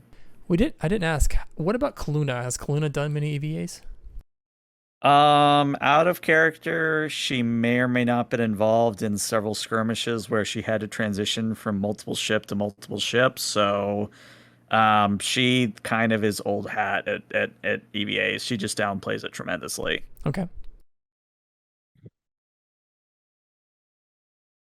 Let's do this. Before I describe for everyone, let's say, Boomy, if you can give me a feign competence roll. Dial and Kaluna, give me an act professionally. An act professionally. Oh, we both miss. Oh boy. We both miss, but he actually rolled a freaking strong hit. Isn't that ironic? So I think what happens is, as the door opens, the commander goes out first, and he kind of jumps out, activates the jetpack a little bit, and pulls the line a little taut. And Kaluna, you're looking at Boomy to see what he's going to do because he's tethered directly behind you, and then you don't even notice it as the tether pulls like strongly and just pulls you off of your feet back into space. And then, of course, Boomy would be next, but Boomy, you see Kaluna kind of like falling over, like head over heels out the door, and you just sort of gracefully kick off. And as you're going into space, you're thinking, this isn't bad at all. This is actually kind of nice. As the commander wheels you over the back of the shuttle towards the creature that you're heading towards, you see that, but open space doesn't really bother you too much. And then finally, Dal, you're like really fixated on Boomy to make sure that he's okay, and you don't even notice that your line goes tight too, and you're pulled forward, and you actually bang your head against the side of the shuttle as you're being pulled out into space. So we'll say Kaluna and Dal, you both take 2 stress. Oh, gosh. Do I remember it's such a nice experience? Like, oh. I was gonna say I was gonna ask when I was back listening to music whether I should do a relax roll because 2 stress put me through serious stress. Yeah, this would tick off a condition for me. So Did we have a chance to relax or no? I think since no one took it, I'm going to have to say no. All right, so remind me how it works. I take up to 3, and then my next one I take a condition and stress resets, or it stays full. So the way that it works is like you had 2 stress to begin with. I gave you 2 more. You could take that 2 stress if you wanted to fill up the fair stress and 1 into serious stress, or you could ignore both of those 2 stresses I was going to give you and take 1 condition. Right. All right. Is there a list of or a suggestion list of conditions or? There is somewhere. Let me find it for you. I'm just having a grand old time. I got the 2001 Space Odyssey music playing, apparently, automatically. Computer new. Yeah. If you go over to where it says journal entries, there's a folder called rules, and underneath that there's a PDF called stress.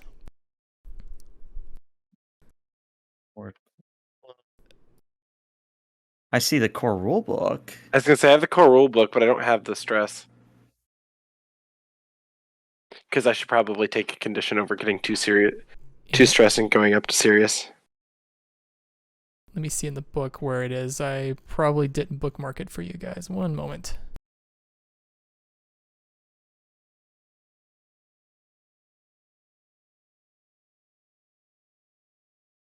Sample conditions. For tier 1, it's like sick, hurt, frustrated, nervous, tipsy, mistrusted. Kind of the easy ones. I found it. It's page 33 of the PDF. I'm gonna go with nervous. I think nervous is fair. I already have the nervous condition. Fitting. I feel like sick and hurt could work really well, considering I'm getting space sick. Dial maybe to add on to that, as you're being pulled towards the creature, you just are looking at that radiation display, and you know your suit is protecting you from radiation. You know that, but you're just watching the radiation exposure meter just go up and up and up, and you're thinking, what if the suit isn't rated correctly, or what if somebody made a mistake, or what if you didn't seal it correctly?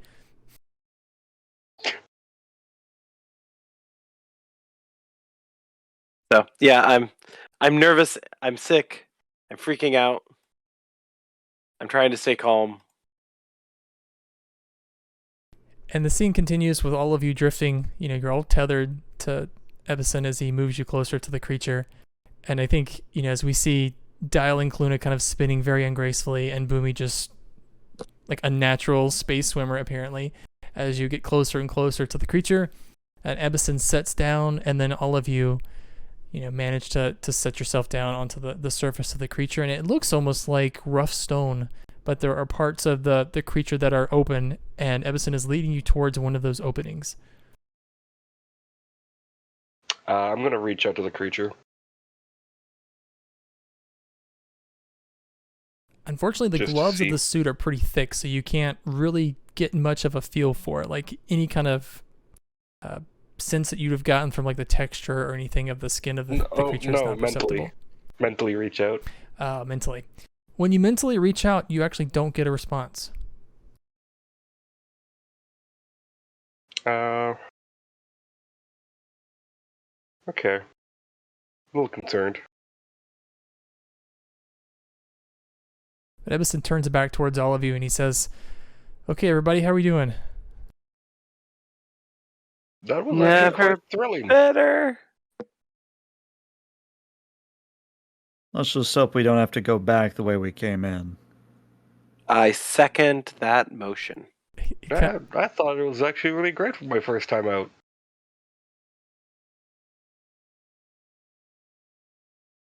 Yeah, just no comment as we continue walking. This is just like scuba diving, just without water. And Guess that's one way of putting it. Yes, but unlike scuba diving, we don't have to do pressure checks as we quote-unquote surface.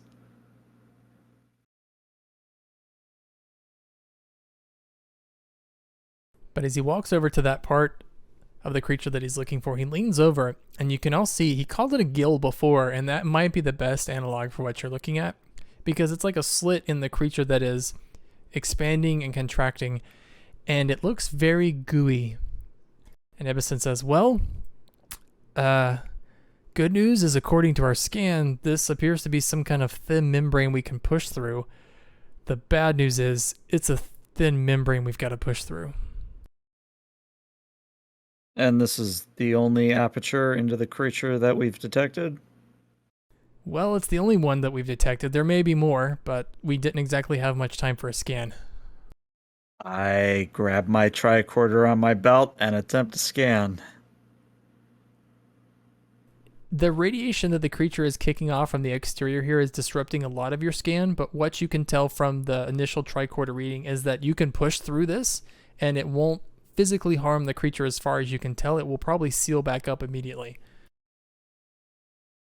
I communicate that fact to everyone and say, well, might as well get it over with.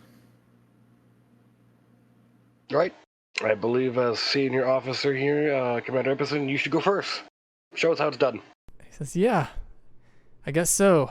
Join Starfleet. Go to new places, see new things. Yeah. Well, Depth through mucus. yeah, here we go. And he puts his foot down into the membrane, and it's kind of soft and slimy, and his foot sinks into it slowly, and then he kind of leans over the side, puts the other foot into the goo, lowers himself in, and just drops in, and he slowly vanishes into it. But something he didn't account for was the amount of distance that he might fall, and he forgot to untether himself from all three of you. I was about to say the tether. So, Kaluna, you're realizing this as the tether that's connected you to Ebison very quickly shrinks, and you are pulled very quickly behind him, leaving you, Boomy, about 2 seconds to do something before you're pulled in behind Oh, Kaluna. I think this is all part of it, so I'm walking forward with it. Okay. I'd say the last person to make any kind of action would be you, Dial, as the three people before you have either voluntarily jumped in, fallen in, or been sucked in to the creature. Seeing as we are here for a good time, not necessarily a long time, I'm going to dive in behind him. Everybody's going for it. I love it.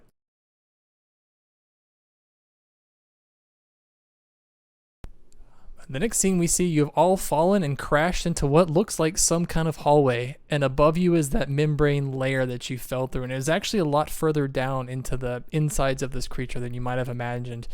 And Ebison doesn't look too bad. He's kind of shaking off and wiping the goo out of his visor, but I'd say the rest of you take one stress from all that. Oh, God. Okay. How long were the line? The line between people? How far was it? Yeah. Probably 3 or 4 feet. I would imagine it's not too long. So we're on top of each other, is what you're telling me. Pretty much, yeah. Who broke my fall? Remember, Boomy's Kaluna. rotund. Kaluna, I came up, but you were in between me and Cal. I'll take I can take the stress, or I can take a condition, right? Yeah. I'll take hurt. I'll take the 1 tick of serious stress. Knowing I have got to try to relax after.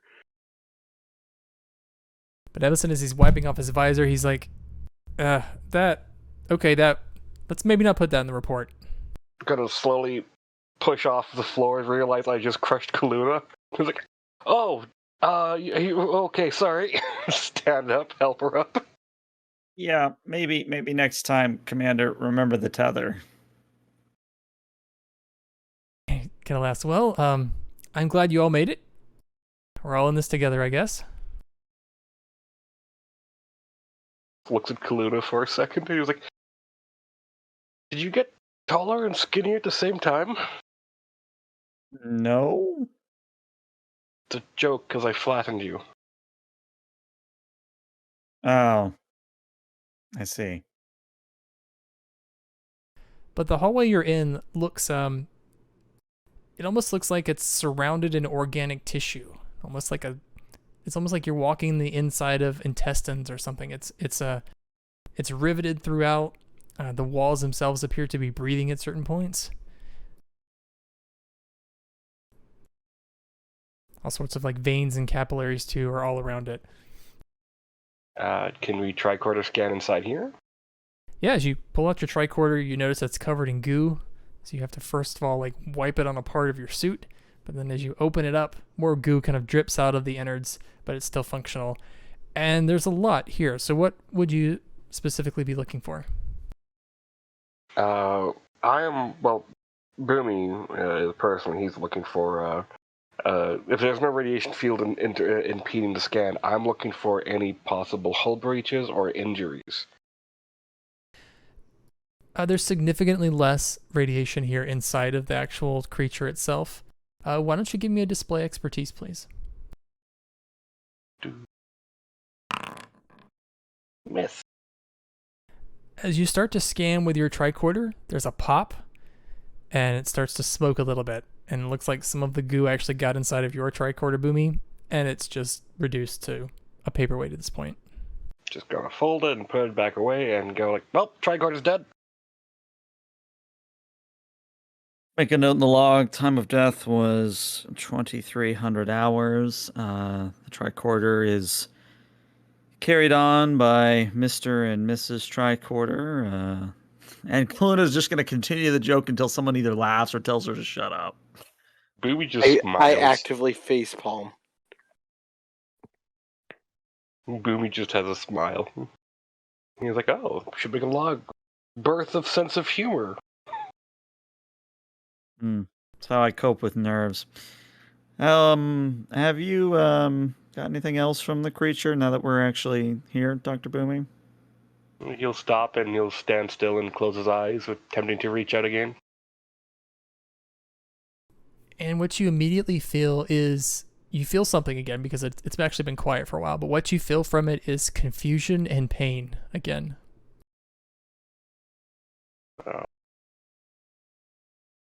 Where do you hurt? And as you're reaching out that thought, Ebison kind of interrupts with this comment, and he says, I'm not sure what you all might think about this, but my suit says that there is breathable atmosphere outside of, well, in this chamber and throughout the ship. Though I would advise against it, you are certainly capable of making that decision yourself. Well, I'm certainly not an expert, and he says this to you, Boomy. Would it be easier for you to make contact if you were able to physically touch the creature? He'll stand there for a second. Doesn't even say anything. He just immediately goes and unlatches one of the gloves and puts his hand on the wall barehanded. And before you pick up something from the creature, you hear Ebison saying, whoa, whoa, whoa, whoa, whoa. Like he was not expecting you to just go for it. But as you touch the wall of the creature, the slimy skin, it feels like you're touching smooth, like jelly as your hand runs down it. But some of the thoughts that you had felt before kind of crystallize. And what the creature definitely feels is pain, and it definitely feels confusion. The pain is getting worse. It's been confused for a while, but it is definitely in pain. It's actually very scared, in fact. I'm going to try and reassure it, like we're here to help, and if it could guide us to where the pain is. It definitely is. You can even feel the pain through it at this point. It's radiating so much discomfort, and there's a part towards the center of the structure that it's actually feeling the pain from. But let's see. Can you give me a show compassion?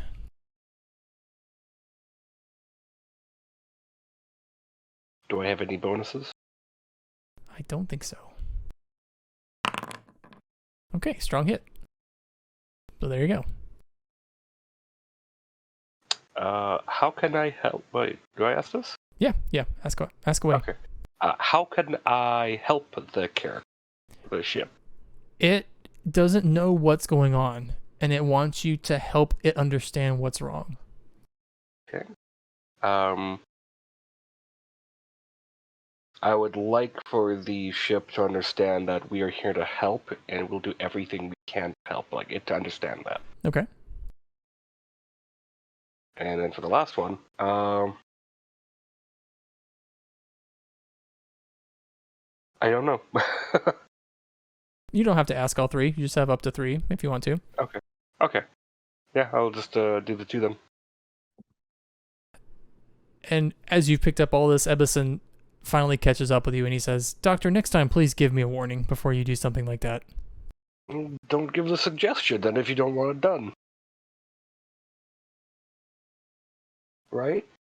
And he shakes his head. Well, since you're not dead, I'm hoping that you got some information we could use here. Yeah, he's got to take off the helmet next.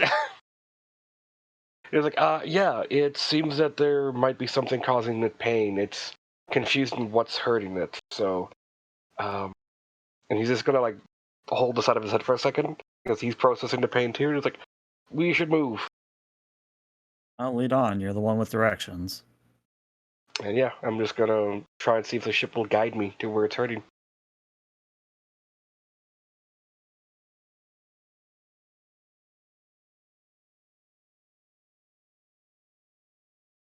And you all make your way towards the center of the vessel and following Boomy's lead, really. And Boomy, you could feel the pain that this thing is feeling radiating from this location. And as you walk towards this part of the ship, you notice it's like it's a part of the ship where a part of the ceiling sort of meets the ground. And it's really hard to understand what it is. It looks like there's pieces of cartilage, perhaps, that join to the floor. And there's a wider piece of, this kind of pinkish organic material that the whole thing interior is covered in this area. There's a part of this that's kind of glowing. It's like a brightish orange glow as you approach. Is this the heart? You can actually feel some warmth coming off of it. I'm going to reach out and gently touch it. As you touch it, you feel an extreme amount of pain from the creature, actually to the point, Boomy, where you fall to your knees. That.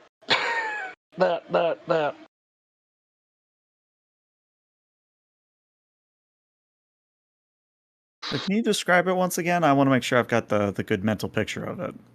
So this room is adjoining of the ceiling and the wall. There's like pieces of cartilage from the ceiling that go from the ceiling down to the floor itself. And in the middle of these 3 pieces, like pillars, there is like a cocoon almost of more purplish or like purplish pinkish material that's similar to the rest of all of the walls, but this is much brighter and it's actually radiating like an orange glow.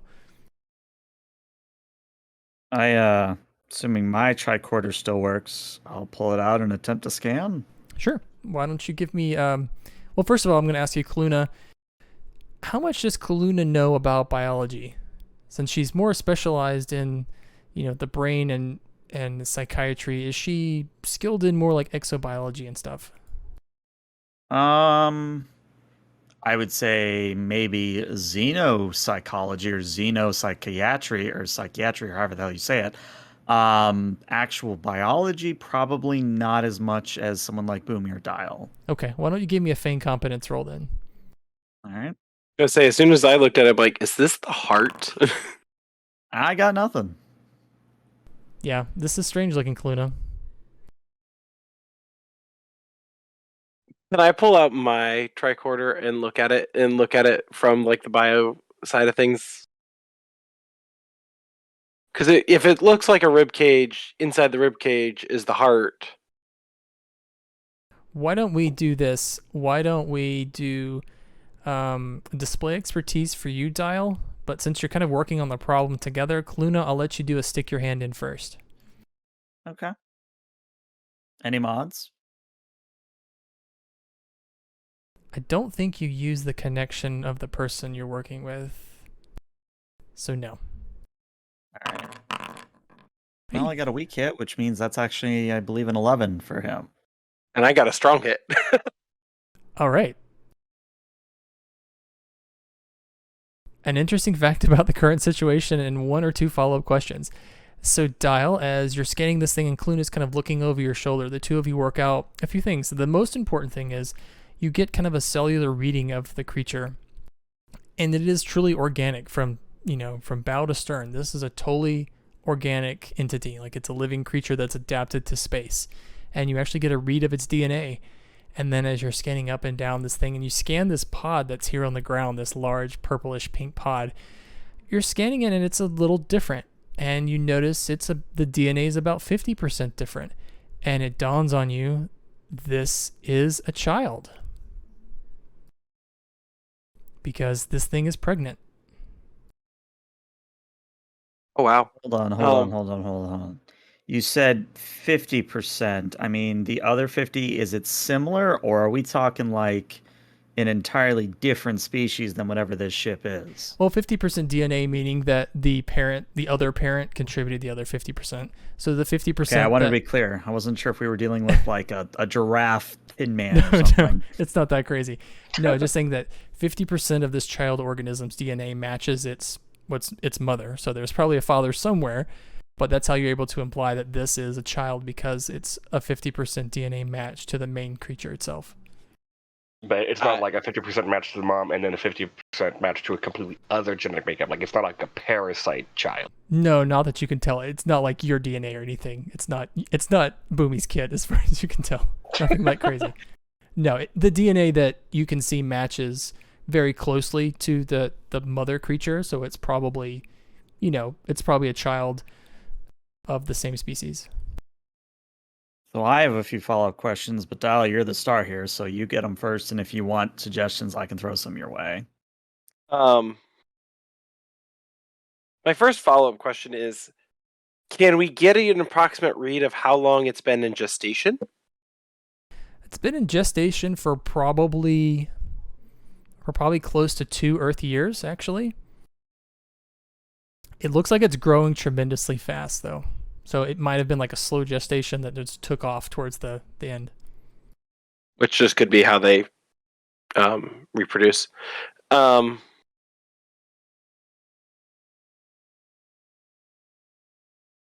second follow-up question is, based off the readings, can I see, like, is the creature close to being born? Is there still more development, or do we just not know enough yet? You don't know enough to know that if it is like at a mature age or not, because you don't have a baseline. It looks like it has organs that are formed that match the organs of the mother creature. Of course, in a much younger size and capacity. The thing that stands out the most is what you're staring at looks like a birthing canal for the creature, and it looks like the child is stuck. Oh. Now, I'm no expert, Dr. Dial, but are you thinking alien C-section? That might be where we're at. I look to the commander and Boomy. So it turns out the ship is a she-ish. I mean, in our two-gendered norm, quote unquote. And this is a child. It seems to me that the child is stuck in the birthing process, which would explain why the mother is having issues.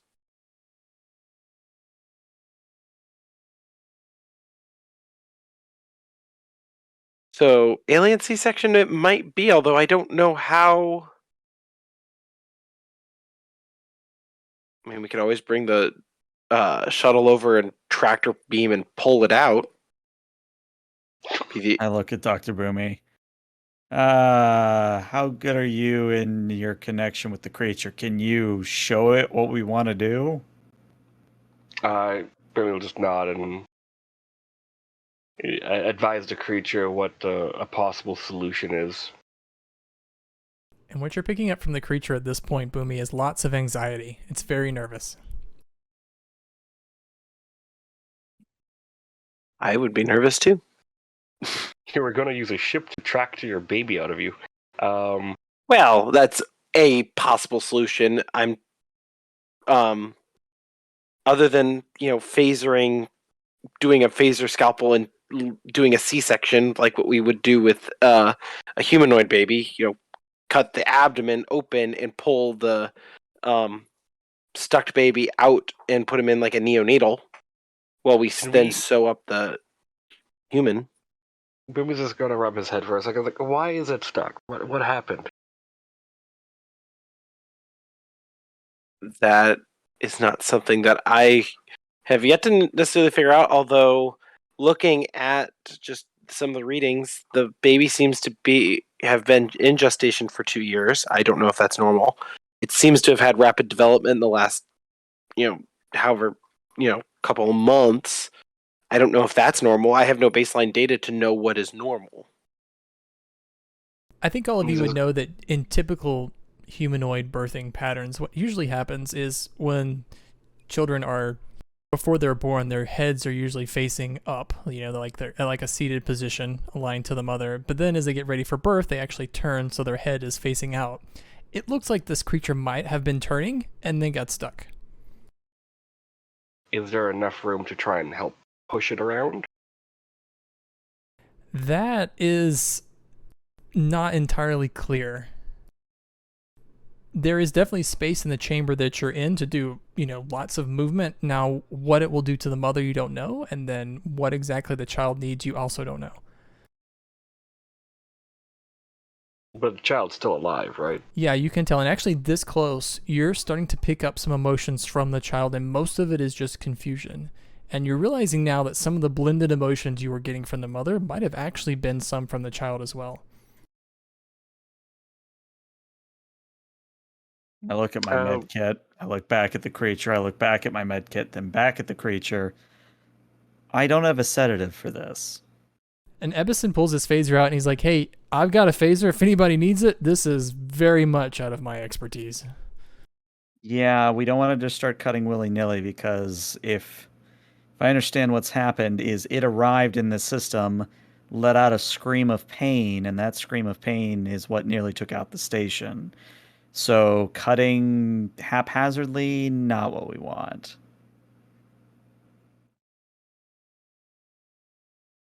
Boomy's going to try and relay that we're going to try and we need more room around this part. Is the room able to change? Expand this a bit.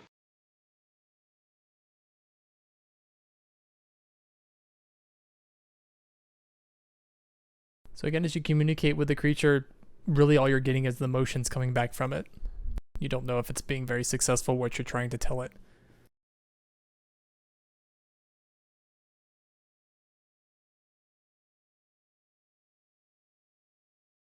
The life signs of the child aren't in danger right now, though. Not from what you can tell now. And the mom is it's just in pain. Yeah. Well, the way I see it, we have two options. Either we bring in the shuttlecraft, or we attempt a little cutting and maneuvering of our own in here. I think either way, it's going to cause pain to the creature, which could be a problem, but we need to make a decision, and we need to make it very quickly. Is there a way that we could administer some sort of sedative to the creature? Well, that's what I meant by my earlier comment, is I don't have neither a strong enough sedative nor enough of it to affect a creature this large. True, but we haven't explored the entire ship. There could be something within the creature that, like adrenaline. That if we triggered its own systems to release something like adrenaline, that would essentially numb some of the pain temporarily. It's a good idea. My only concern is that if we do it the wrong way, it could start to feel threatened, because part of adrenaline is fight or flight. It could decide to fight. That is true. And I think of this, I look to the commander. Well, Commander, you are technically the officer in charge. What would you like us to do? He says, I was just thinking, and he puts his hand onto the organic, mushy side of the wall. I would certainly be open to using the shuttle. However, when we were on the surface of this thing, it was very solid. This stuff, and he kind of pushes the wall and it's soft and flexible, seems much more pliable. And frankly, if I'm being honest, if the creature is going to respond to aggressive action, I'd rather it do it here inside and kill us here than outside and potentially kill the station or the victory. So I guess what I'm saying is, who wants the phaser? Who has the best aim, I suppose? Rock, paper, scissors. He says, well, Dial, I know to be a Starfleet officer, you had to pass some sort of security training. Pass, yes. Pass with high marks? Not necessarily.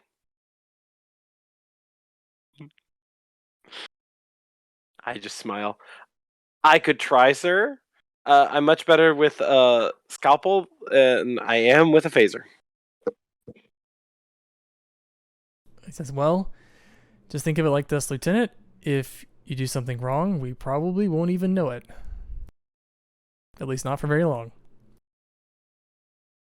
I guess there's some mild reassurance with that.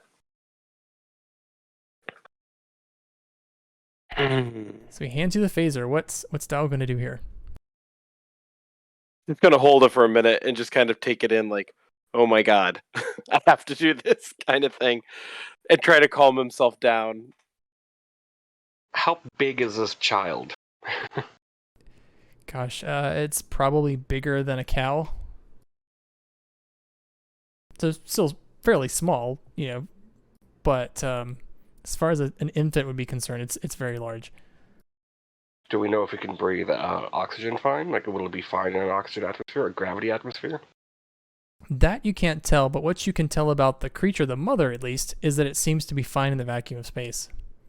So it's probably very resilient. Well, yeah, it grew. This is a baby though. Like, I'm worried. Like, if we were to pull it out into a place that actually had gravity, is that going to damage something? Well, actually, if this worked out, like if the plumbing is working as it should, this kid would actually be ejected into space. Yeah, where it's 0G. I'm worried that gravity is going to mess with something.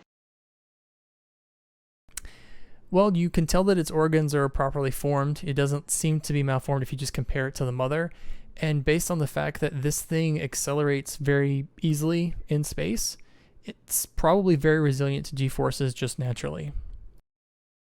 I'm just worried, like, it's like a butterfly. Like, if you help a butterfly get out of its cocoon, you actually just send it to death because it needs to squeeze its way out. That's why its wings are like that. If you don't let it do that, its wings don't develop, and then it just doesn't live long. That's always possible. Why I'm giving you such vague answers is because you don't have a baseline for what it should be. All you have is what the mother is. Well, didn't these ship also have, like, a bunch of repositories, so, like, it should have knowledge? Yeah, there was a bridge. At least the GOM2 did have a bridge. Boomy's just going to try and ask, like, is this a normal birthing process? Is this normal for you, for your kind?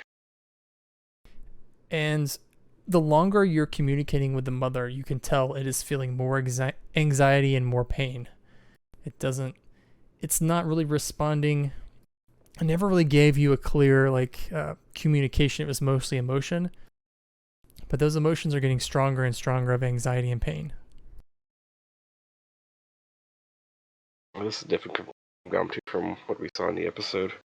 And you also don't know if they're the same, species. They just resemble each other physically on the outside. I think we need to act. The longer we draw this out, the worse it's going to be.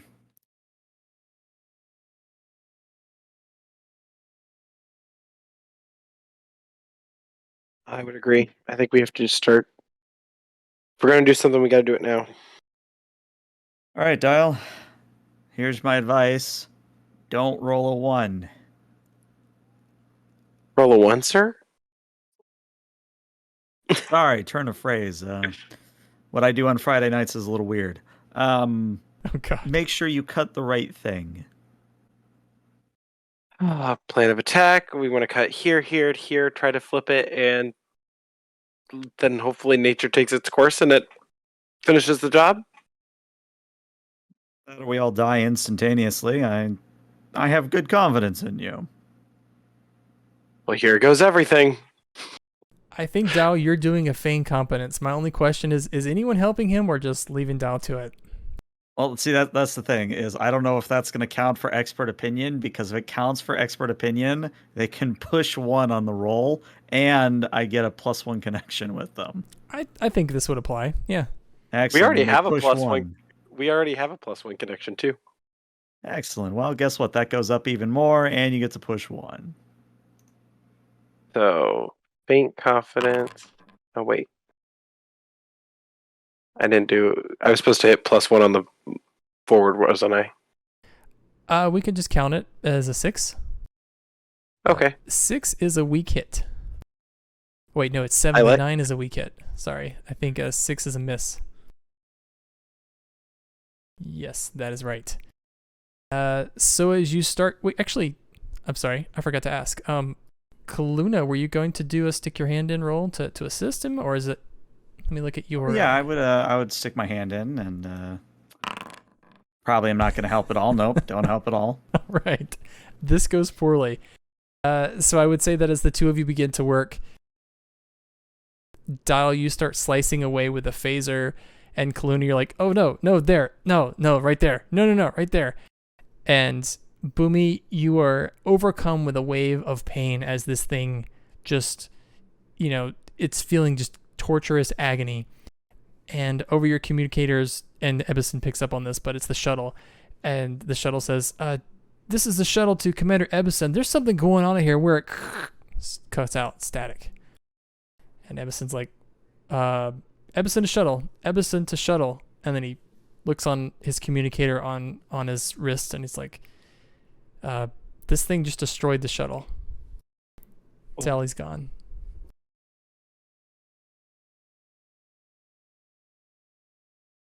Oh, whoops. Please tell me Dal doesn't just say whoops. No.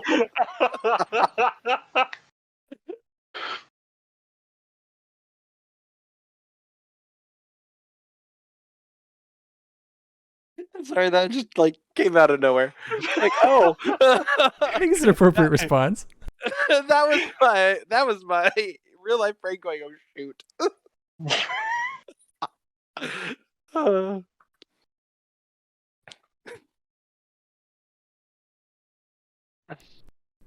I think also, due to the situation, I'm going to give all of you 1 stress.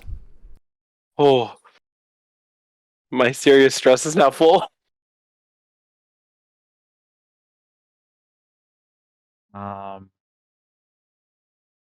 So the creature looks... Yeah, I'm going to take a serious threat too. If it's for everybody, I got to take a serious stress here. It looks like the child might have actually moved a bit. You didn't succeed, Dial, in actually cutting it loose from the mother, but it looks like it might have moved a little. Well, 1 more shot, and then campaign over, everybody. So Boomy, I'd say this is probably something you would know. Sometimes when a mother's having a kid, sometimes they just gotta push it out. You tell it to push. Yeah, but Boomy will tell the mom to give it 1 hard push without trying to destroy the solar system, because people are living here. But Boomy's also going to try and take the pain. So how are you presenting this, Boomy? Are you being compassionate or giving it tough love? Compassionate. I want you to do a show compassion for me. Any bonuses? I have Iron Will. I don't know how that helps, but yeah. I think that I'd let this apply. Let's do a push 1. Do a +1. Okay. That's on a forward, right? Yeah. Yeah, you could do +1 on the 4. Yeah, that'll count it too. Hey, weak hit. I don't think you have to ask the questions. You'll just succeed here. And what happens is, from all of your perspectives, you see what happens is the room you're in, the tone or the visibility of the walls get darker and darker. The light from this creature gets brighter and brighter, the small organism. And then all of a sudden your monitors on I think the only person with their helmet off was you, Boomy, starts Yep. to signal an alert that the atmosphere in this room is dropping a bit. And Ebison like doesn't even take a moment as he helps you put your helmet on, helps you get your gloves sealed. Like he doesn't wait for you to do it. He's basically doing it for you. And then you're all standing there as, you know, you're getting pushed forward a little bit as the room decompresses, and then the smaller creature gets pushed out the bottom here, and you see a bit of open space, and then one of the like strange like gross slimy membranes that you pushed through before forms over the opening, and there's no more child creature in this room. How does her mom feel? Immediately better.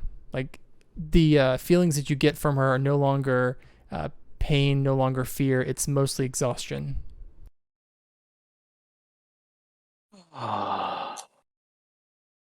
Do I still sense the kid? You do. You do sense the kid. What you sense from the kid is mostly now curiosity, a little bit of anxiety.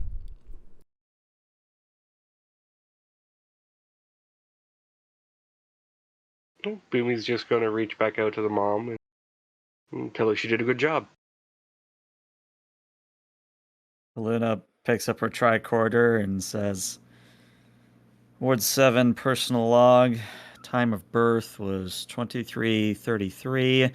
Child appears to be in good condition. Mother is recovering.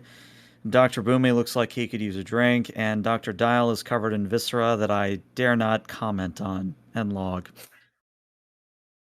And I think that's a great place to end this part of the game, and we'll end the scene with the larger creature flying through space with a small baby next to it. But before we end, we're still on the creature.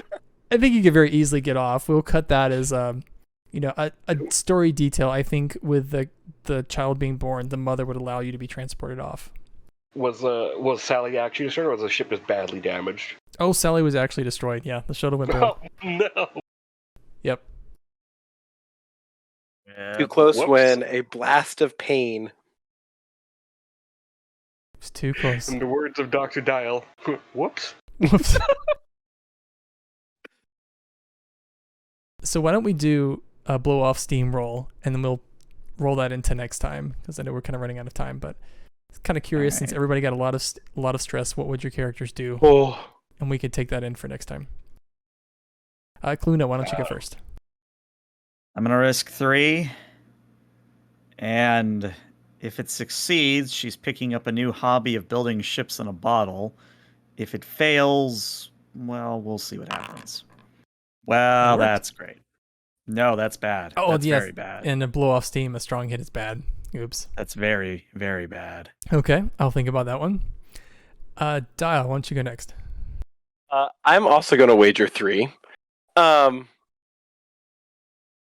And he's looking at how much shore leave he has and how long of a trip it would take to get to Risa. In the meantime, finding a spa somewhere on the station.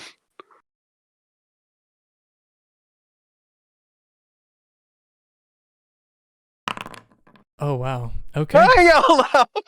The only good thing I can roll when it's not good. So, Boomy, you're the last one. It's going to be a very interesting session if you also roll a strong hit. I'm going to blow off 3 steam, 3 stress. And Booby, yeah, he's just probably going to have a Hollow Suite program set up for an opera. Klingon opera. Featuring, the greats. To see how it goes. Maybe the program doesn't work. Let's see. Wow. All right.